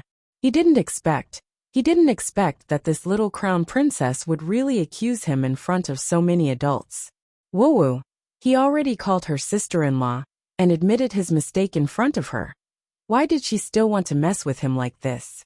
The Emperor stared blankly for a moment, then reached out to take the booklet she handed over. After looking at it carefully, he glanced at her again. Crown Princess. Emosu was at the Mu family's mountain gate, with a group of repulsive hedonistic sons, wantonly shooting the citizens of the divine continent. He should be severely punished as a warning to others. The Crown Prince of Eternal Peace hurriedly stepped forward and cupped his hands. Your Majesty, Emosu didn't do it on purpose. At that time, he was only deceived by others and didn't join in the activity of shooting the beggars. This Crown Princess saw it with her own eyes. Could it be false? Arbor turned his head and coldly swept a glance at the Crown Prince of Eternal Peace. The Crown Prince of Eternal Peace is not strict in teaching his son. Shouldn't you be brave enough to bear this mistake and set yourself as an example? Crown Princess, don't you? If the Crown Prince was present that day, he would definitely personally whip the Crown Prince of Eternal Peace 30 times. He would help the Crown Prince of Eternal Peace reprimand the prince. Crown Princess. If this Crown Princess had a brother like this, she would definitely teach him a lesson personally, and would definitely not let others do it. There should be a limit to how mischievous you can be. You can't even guard your own bottom line as a person. You're simply unworthy of being a human. The Crown Prince of Eternal Peace's old face flushed red, stuttering out the word you. Unable to say anything else. Everyone didn't even dare to breathe loudly, each of them looking down and sighing in their hearts. Of all the people you could provoke, you had to provoke that little malefic Crown Princess. Listening to the little crown princess's words, it seemed that the crown prince of eternal peace was playing around with a group of hedonistic sons, shooting the beggars at the Mu family's mountain gate, and they were caught by the crown princess. Presumably, these people wouldn't have a good ending when the Prince of Eternal Peace saw his father's face turn red. He hurriedly knelt down and lowered his head as he cried out pitifully, "Imperial uncle, Su'er knows his mistake." Emil Yoshing's eyes flickered as he praised his nephew's wit in his heart. He hurriedly went with the flow and said, "The Eternal Peace Duke's air is frivolous and unrestrained, disregarding human life. Seeing that you are young and have the intention to repent, give him 15 lashes as punishment." This child was indeed quick-witted. If he stubbornly refused to admit his mistake, what awaited him would be the little crown princess' relentless pursuit. If he didn't admit his mistake now, he would definitely regret it later. The great emperor admitted that he hadn't spent much time with his daughter-in-law, but for some reason, he felt that he understood her temperament quite well.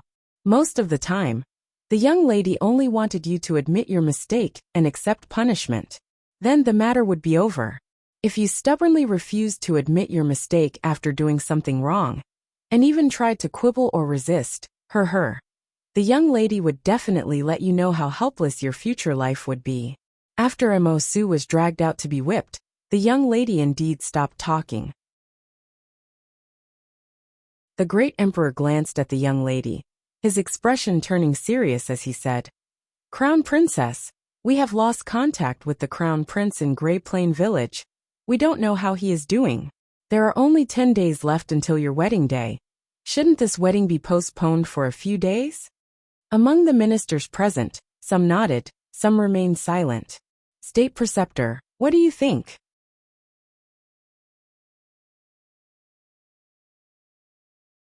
Chapter 36-37. Delaying the wedding date is indeed the safest way. The State Preceptor nodded calmly. Seeing Arbor suddenly turn to glare at him, the State Preceptor even smiled at Arbor in a very good-natured manner. Xiaomu couldn't help but have a strange feeling resurface in her heart when she saw that gentle expert's appearance. From the time they met until now, she had only met the State Preceptor a few times. But every time they met, this State Preceptor seemed to be speaking in a very gentle tone about Sir Jojo. But every time, he would push things in a bad direction. For example, this time, what right did he have to delay Jojo and Lien's wedding just because he said one sentence? "No." Arbor rudely interrupted the Lord's words and said coldly, "Don't postpone it. They had agreed on the 6th of June, such a good wedding date. How could they postpone it just like that?" Jojo did not agree. The emperor subconsciously twitched his mouth and glanced at his daughter-in-law, who had a serious expression on her face. "Cough, Crown Princess. The people we sent to Graping Village all said that there was no news of the Crown Prince for the time being." "So what?" Arbor glanced at the emperor expressionlessly. "The Crown Prince will be fine. He will definitely return on time." Arbor said resolutely, "The wedding date cannot be postponed. It will be held on the 6th of June as usual." The State Preceptor turned to look at her and sighed. "If His Highness the Crown Prince does not return on time on the 6th of June, then the wedding ceremony will be a joke." Arbor's almond eyes narrowed, a murderous glint overflowing. "I already said that he will return. What nonsense are you spouting? You're so long-winded and annoying." Everyone. The Duke of Eternal Peace looked at the little Crown Princess, then glanced at the Emperor and the State Preceptor's expressions. He suddenly felt much better. The little Crown Princess even dared to confront the State Preceptor directly, let alone his son Mo-su. In front of the State Preceptor, his son Mo-su was nothing. With this thought in mind, the indescribable emotions in his heart calmed down quite a bit. The National Master sighed. Like an elder full of holy light, he looked at his mischievous junior and said calmly, "It's not that I want to stop you two from getting married. It's just that if His Highness the Crown Prince doesn't return on the day of the wedding, this wedding will become a joke in the eyes of the people of the Divine Land. Crown Princess, the Imperial Tutor is thinking for you." Chen Chaoji smiled and couldn't help but interject. Arbor looked at him coldly. "No. Change. Release. 2. Do you not understand human language?" Arbor interrupted Chen Chaoji, who was about to open his mouth. Since when do you have the right to interfere in the affairs of the crown princess? You're too long-winded. The wedding will proceed as scheduled. Her gaze coldly swept over everyone present. Don't try to play any tricks. None of you can bear the consequences of disappointing Jojo's lotus. The little girl's face was red with anger. She turned around and walked out of the imperial study. She did not pay attention to anyone else. A bunch of liars. They said they were going to get married on the 6th of June, but they wanted to secretly add fuel to the fire. They wanted to mess with Sir Jojo. Go to hell. Everyone couldn't help but look at each other, then turned to look at the emperor, who was sitting in the middle of the study. The emperor raised a hand to massage his throbbing forehead, then said helplessly, "Since the crown princess doesn't think there's a problem, then let's proceed as planned." Chen Chaoji opened his mouth, then closed it angrily.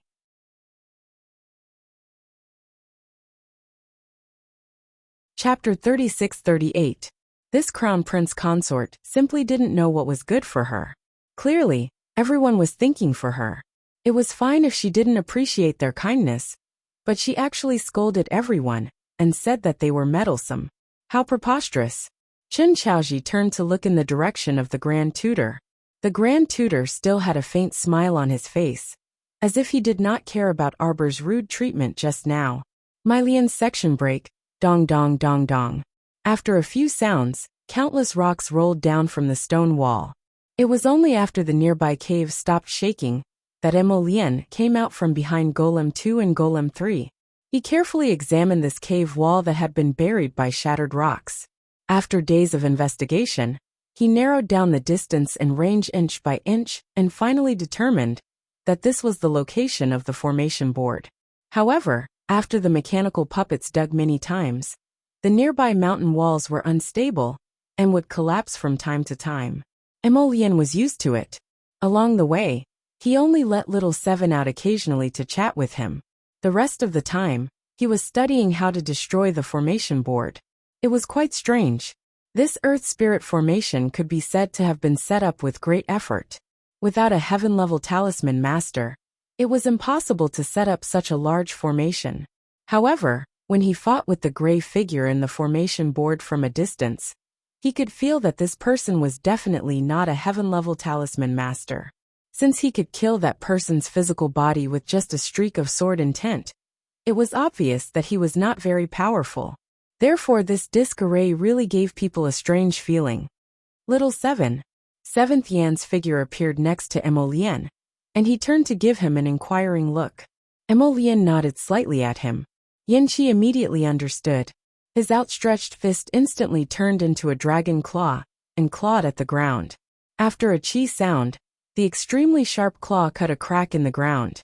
Looking into the crack, the two of them faintly saw a circle of white jade talismans that shone faintly. Yanqi tore the crack wider with his claws. The two of them looked down and saw dozens of jade talismans floating in a circle.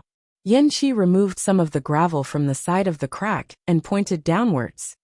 "Master, shall I go down and take a look?" Emolien shook her head. "I'll go." Without waiting for Yanqi's protest, he leaped into the crack in the ground in a flash. But before he could get close to the jade glyph array, the glyph array suddenly burst out with a strong light, rushing straight at his face. Emolien was already prepared, and at this time, she also set up a defensive barrier on her body. Naturally, this strong light was isolated by him. The black moon sword in his hand shook slightly, and in the next moment, it struck the periphery of the jade charm array, scraping off clusters of white fragments. There was a powerful defensive array glyphs on the disc array, which was why Emolien was unable to break it open. Her wrist was even hit by a rebounding force. His eyes narrowed slightly. Just as he was about to continue, a green vine suddenly drilled out of his sleeve and excitedly drilled into the array glyphs on the ground. However, the array glyphs would attack all intruders indiscriminately. It directly created a barrier, and with a bang, the green vine was repelled. A section of the green vine twisted and drilled into the ground again. The other half of the vine curled up and threw out a shiny stone with a whoosh. Emolien reached out to catch it. After taking a closer look, Her slender eyebrows raised slightly. A holy stone. There was a holy meridian under the array glyphs.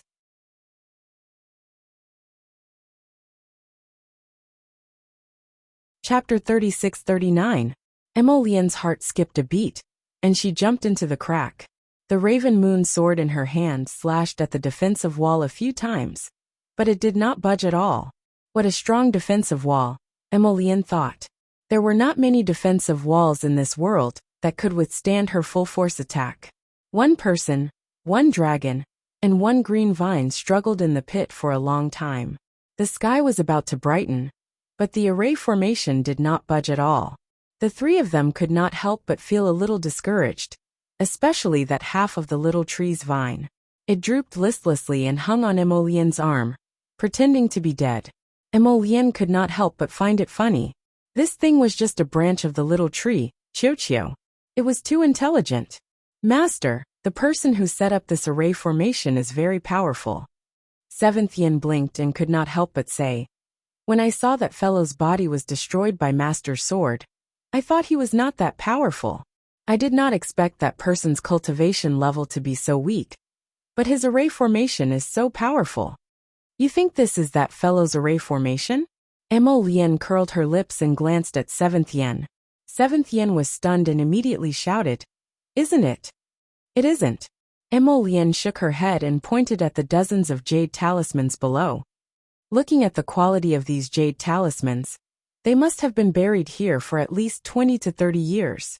This array formation was left behind by a heaven-level great talisman master, Emolienne said calmly. That fellow all-seer just got lucky and accidentally saw this array formation. He made some slight changes to the original array formation and formed an earth spirit array on the outer layer and a very strong defensive array formation on the inner layer. So this array formation was not set up by that fellow all-seer? Seventh Yin asked in surprise. Emolienne nodded with certainty. If he had this kind of array formation skills, he would not have been killed by me so easily from the start. Then who left this array formation? This array must be used to protect the sacred bloodline underneath, Emolienne sighed. If Jojo were here, he would be able to break it. It wasn't that brute force was impossible, but it would take too much time and effort. He had to get out as soon as possible.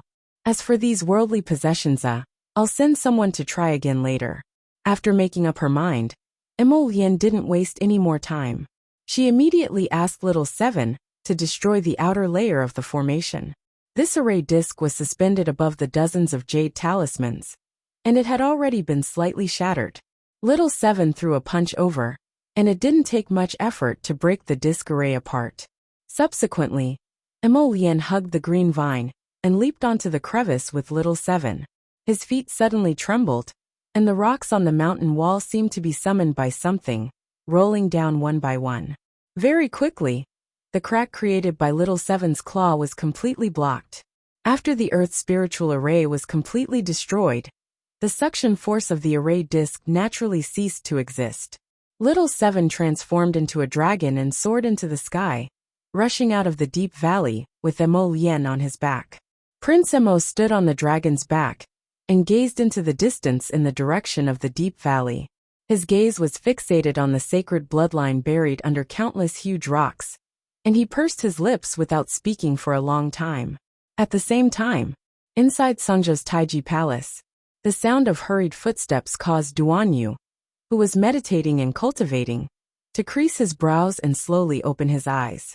He saw a junior eunuch jogging in hurriedly and repeatedly shouting, "Your Highness, Her Highness the noble consort has returned. Her Highness the noble consort is injured."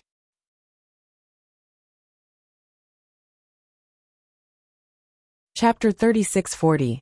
Duan Xiaoxi jumped up from the couch and questioned coldly with a sullen expression, "What happened?" The accompanying eunuch, Xiao Kuzi, followed behind the fourth prince, who was taking large strides. Along the way, Xiao Kuzi hurriedly said, "This servant only heard that when they were hunting, a white bear suddenly broke into the camp and startled many of the imperial concubines. Her Highness the noble consort was slapped by the white bear, and I think she vomited blood at that time. The hunting grounds environment was vile. so the accompanying physician said that it would be better to return to the capital for treatment. We were delayed for several days on the road. Fortunately, Her Highness is blessed by the heavens, so she's fine now. Duan Yu's eyes instantly emitted a faint purple light, and the fury in his eyes almost flowed out uncontrollably. A white bear suddenly barged into such a large camp, and even directly barged into the noble consort's tent to heavily injure her? Was there nothing fishy about this matter? Her Highness the noble consort's life shouldn't be in any danger, right? Xiao Kezi's words came to an abrupt halt when he saw His Highness the Fourth Prince's severe gaze. Duan Yu was very fast and instantly arrived at the entrance of his mother's morning glory palace. Without any notice, Duan Yu had already entered his mother's bedchamber with large strides. As soon as he entered, he saw many royal concubines standing outside the muslin canopy. It looked like they specially came to visit his mother. Duan Yu unconsciously creased his brows and directly lifted the muslin canopy to quickly walk to the bed. "Mother! Ali!" Noble consort Duan's voice was weak and hoarse, but it could be heard that she was still awake. Duan Xiaoxi hastily ran over and grasped his mother's hand that was peeking out from behind the bed curtain. "Mother, what happened?" "It's fine, child. Don't worry." Noble consort Duan raised her hand and stroked her son's head comfortingly. "She was only frightened by that white bear. She's fine now." "Mother." Duan Yu looked at his mother's deathly pale face in displeasure and disapproved. "You're still trying to hide it from me at a time like this." Noble consort Duan was helpless and stroked the back of her son's hand. "Son, don't worry. Mother will definitely be fine." Duan Yu's handsome face darkened as he took out a medicine bottle from his inner world. He poured out a pill and handed it to his mother. "Mother, swallow this first." "What medicine is this?" "This is 100 treasures Dan for qi cultivation." His mother was an ordinary person, so this 100 treasures Dan was the most suitable for her. Not only could it subtly improve one's body, it could also help to nourish one's qi, refresh one's spirit, and prolong one's life. Of course, this was given by Jojo. Every time Jojo threw a pill to him, he acted like a tycoon. Other people would only give out 1 or 2 pills, but this little guy gave out 8 or 10 bottles. She said that this 100 treasures pill was refined by her mother. When she gave it to him, she shook her head at him and said with disdain, "It's not as good as the one I refined." Chio didn't really like them. "How mother is fine." Noble consort Duan rolled her eyes at her son. "What a waste of medicinal pills. Take one every day." Duan Yu couldn't be bothered to waste words with his mother, and directly turned to hand the medicine bottle to Nanny Lu, who was standing at the side. "Nanny, give this to mother every day." "Yes, Your Highness." Nanny Lu had always obeyed His Highness the Fourth Prince's words. Knowing that this pill was beneficial to Her Highness, she naturally carefully put it away and committed it to memory. Noble consort Duan couldn't resist rolling her eyes at her son again. "What's the point of being so wasteful? Mother will be fine after taking care of it for a while."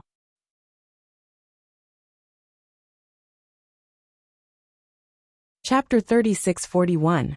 "Mom, I still have a lot of these pills. Just eat as much as you want."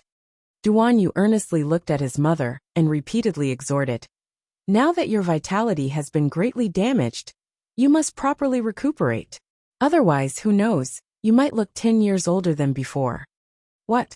When noble consort Duan heard her son say that she might age after damaging her vitality this time, she immediately straightened up and pulled her son's hand.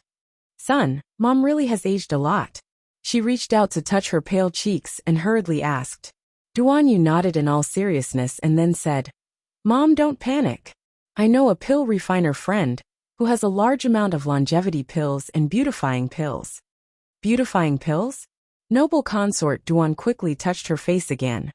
"Are the beautifying effects very good?" "Yes, of course they are good." Duan Yu nodded. "When we return to the academy, I'll ask for one for you." Noble consort Duan nodded repeatedly. Okay. No matter how old a woman was, the pursuit of beautifying pills was instinctive, son. "Is the pill refiner you mentioned the one you mentioned to Mom last time?" Pill refiner Bearded's friend. Duan Yu's hand that was about to take the bowl of soup froze abruptly, and his fingers paused. After seeing Mother Lin's inquiring gaze, Fourth Duan calmly continued to carry the bowl of medicine over. He coughed lightly and nodded. Mom, you must take good care of your body. You still have a long road ahead of you. You promised your son that you would make soup for your son until he was 100 years old. Noble consort Duan was amused and nodded as she poked Duan Yu's forehead. Okay. Mom will definitely make soup for my son until he's 100 years old. Duan Yu handed the bowl of medicine to his mother and let her drink all the medicine inside. The crown prince is leaving for the divine province tomorrow. Son, when do you plan to go? There are only a few days left until the crown prince of the divine province's wedding. Didn't your father say last time that you should accompany Rongli? Duan Yu looked up at his mother and nodded with a faint smile. No hurry, Mom. Did you forget that Chestnut's feet are very fast? It won't take more than a few days. All right, Mother, don't think too much. Quickly lie down and have a good rest. As for the rest, leave it to your son to handle. After exchanging a few more pleasantries with his mother, Duan Yu withdrew from the muslin canopy. He swept a glance at the royal concubines who had yet to leave and said faintly, Mother is unwell, so don't disturb her today. Men, send the imperial concubines back to the palace. It was only after Duan Yu stepped out of Chaohua Palace that his expression abruptly chilled. Rongli is leaving tomorrow? Yes, Your Highness. A dark figure silently appeared behind him. Cripple one of his hands.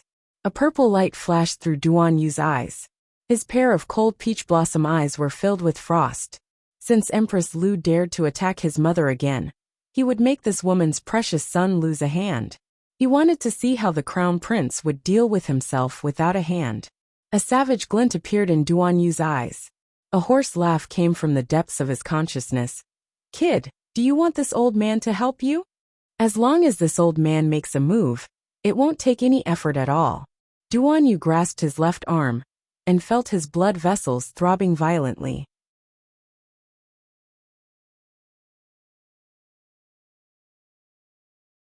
Chapter 3642. Here it came again. This old ghost wanted to use power to tempt him again.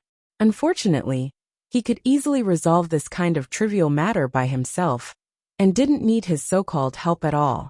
Duan Yu's eyes were incomparably cold as he directly spat out a word at that old man. Scram. The aged voice instantly vanished from his mind. Duan Yu frowned as he quickly left noble consort Duan's bedchamber and headed for Taiji Palace. It's time to promote noble consort Qing's position. Duan Yu's aloof voice wandered through the silent air. As if he was talking to himself, several shadows swiftly left in the distance. Duan Yu strolled back to Taiji Palace's entrance by himself. His eyes abruptly chilled as he glanced behind him. A figure wearing a floral dress rushed out from the side and abruptly threw herself into Duan Yu's arms. Duan Yu's eyes were sharp and his legs were fast. He directly kicked this suicidal woman away. He was already in a bad mood, and now that this happened, his handsome face completely darkened, and his eyes flickered with a cold glint. Still not dragging her away? Just as his chilly voice rang out, two shadows appeared behind him. Without another word, they grabbed that woman's arms and dragged her out of the flower path. That woman was originally in so much pain that she could barely speak after being kicked. Now that she saw the two hidden guards dragging her away without any explanation, she instantly became even more anxious. Her small face was ghastly pale as she frantically struggled and screamed, Your Highness the Fourth Prince! Your Highness the Fourth Prince! I am Chen Baojia, Let go, don't grab me! Your Highness! I am the daughter of the Lord Left Minister of the Divine Province, Chen Baojia. We know each other, we're from the Academy. We've met before. We're heading to the Sun-Moon Mystic Realm together. Your Highness the Fourth Prince. Duan Yu coldly looked at this extremely disheveled woman in front of him. There was a very red handprint on the left side of her face, and there were wounds on her neck and arms, as if she had been whipped. He sneered as his gaze swept over her body. Why are you here? A secret guard stepped forward and whispered a few reports into his ear. Duan Yu's stern eyes swept over Chen Baojia's tear-stained face as he coldly stated, Since you're already the Crown Prince's concubine, then you belong to the Crown Prince. Why did you come all the way from the Eastern Palace to my Taiji Palace? This Miss Chen is really funny. Instead of being the second miss of the left Prime Minister's family, why did she come to Tsangzhou and follow Crown Prince Rongli without any status? She was given the title of Lady Jia, which was neither fish nor fowl. In fact, she had no status at all. She was even worse than the lowest-ranked concubine of the Crown Prince. This Lady Jia was not even on the roster of the Crown Prince's harem. Your Highness, I have a favor to ask of you. Chen Baojia screamed. I just want to go back to the divine land with you. He's there. Suddenly, a few uneven roars interrupted Chen Baojia's words. Duan Yu looked over and saw several Eastern Palace guards viciously dashing toward them. Chen Baojia's expression immediately changed, and she struggled to break free from the secret guard's grasp. She screamed, Your Highness, save me, please save me. Take me back to the divine land, I beg of you. Take me back to several Eastern Palace guards had already pounced over in a fury and twisted Chen Baojia's arms. Go.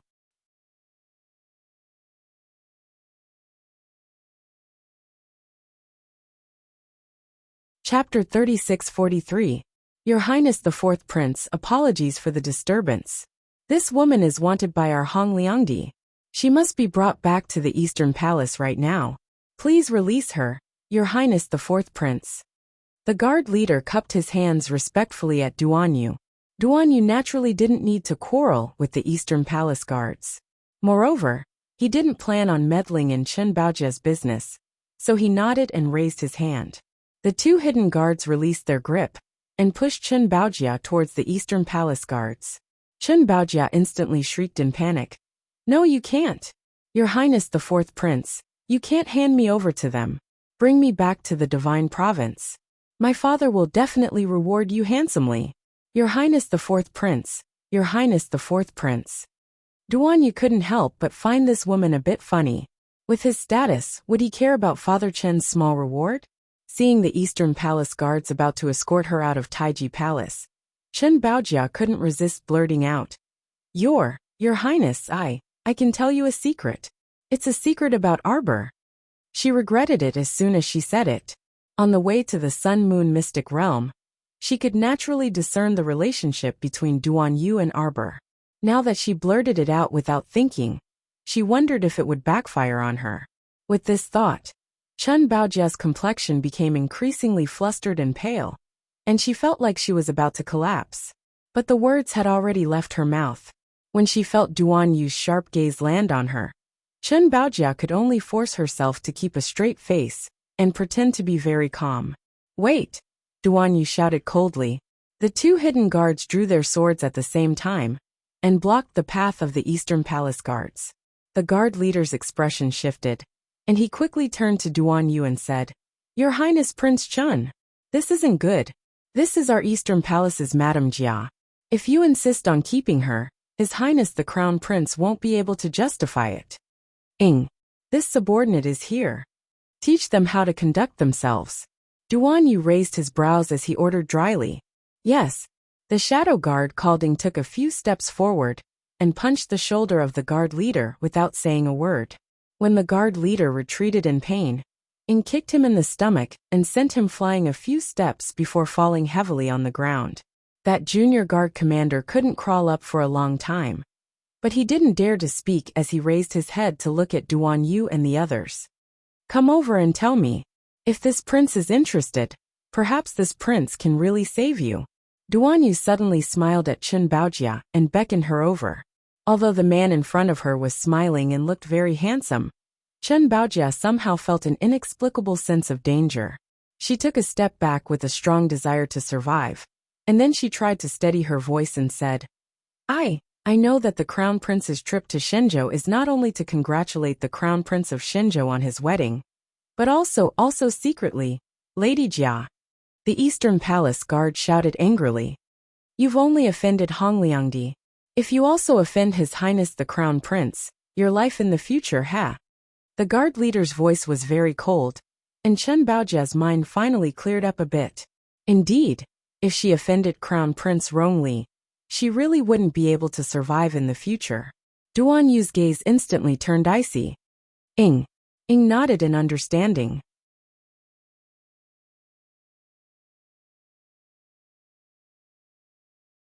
Chapter 3644. At the same time that a long sword left its scabbard, Shadow nimbly flew towards the guard leader. Before the guard could react, the blade of the sword had already struck his head. The guard leader cried out in alarm and activated his defensive spirit weapon to block at the critical moment. Unfortunately, Shadow's sword was astonishingly fast. As the sword descended, a vigorous sword intent directly split open that defensive barrier and cleaved the guard leader into two from the top down the middle. Blood splashed onto the ground. The other guards were all stunned by this scene. They dropped Chen Baojia in fright and retreated several steps. Chen Baojia was also so frightened that her entire body trembled like a sieve. After stuttering for a long time, she finally screamed, "Ah!" Without another word, Ing reached out and pulled her up. He lifted her up like a little chick to Duanyu and flung her heavily. Chen Baojia fell to the ground with a face full of dirt and grime. She looked at the grinning Duanyu in horror. He even dared to kill the crown prince's personal guard. So what else didn't he dare to do? Continue. The crown prince, he learned that Arbor has a portable spirit domain, Chen Baojia said with a shudder. So, he planned to secretly cast a spell to capture Arbor. Duanyu almost laughed out loud. That idiot wanted to capture the crown princess of the Divine Province from the imperial capital of the Divine Province, Longyan City, and run all the way back to Cangzhou? Did he really think that the million-strong army of the Divine Province was just for show? As for this Chen Baojia, she was also quite a laughable person. When the Sun Moon Temple was destroyed, everyone speculated that Chen Baojia already knew that Zhou had a spirit domain. Mo Lian, that fool, even specially sent people to search for this Miss Chen and kill her to silence her. In the end, they couldn't find her after searching everywhere. Since she already ran away, couldn't she learn to be smart? She just had to walk right into a trap. This was truly an unintentional harvest. Duanyu narrowed his eyes. He looked at Chen Baojia and asked gently, "Miss Chen, other than Rong Li and these people, who else have you told about the portable domain?" Chen Baojia inexplicably felt the terrible danger under this gentleness and subconsciously shook her head. I didn't say anything." "Oh, then how did Rong Li know?" Duanyu sneered. Chen Baojia's face reddened. "Ba Shu only knows about the crown prince. As for the others, I didn't tell a single one." Duanyu nodded pensively before replying with a grin. "Excellent." There was indeed a smile on his face, but the cold smile did not reach his eyes.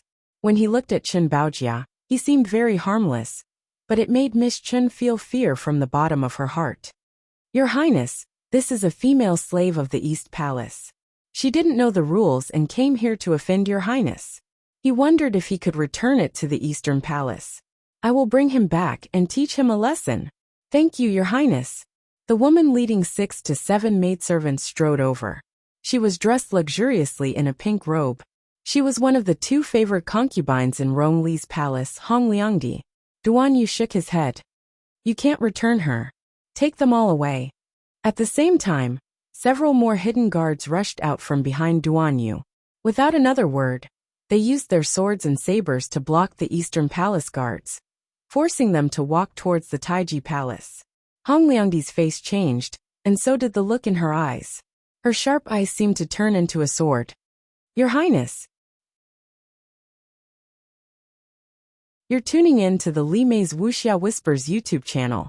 We're so grateful for your support, and don't forget to subscribe to join us on this incredible journey through captivating stories. Your generosity through donations truly makes a world of difference, as it's the primary source of revenue that allows me to expand and enhance this channel for you. Thank you from the bottom of my heart for being a part of this adventure.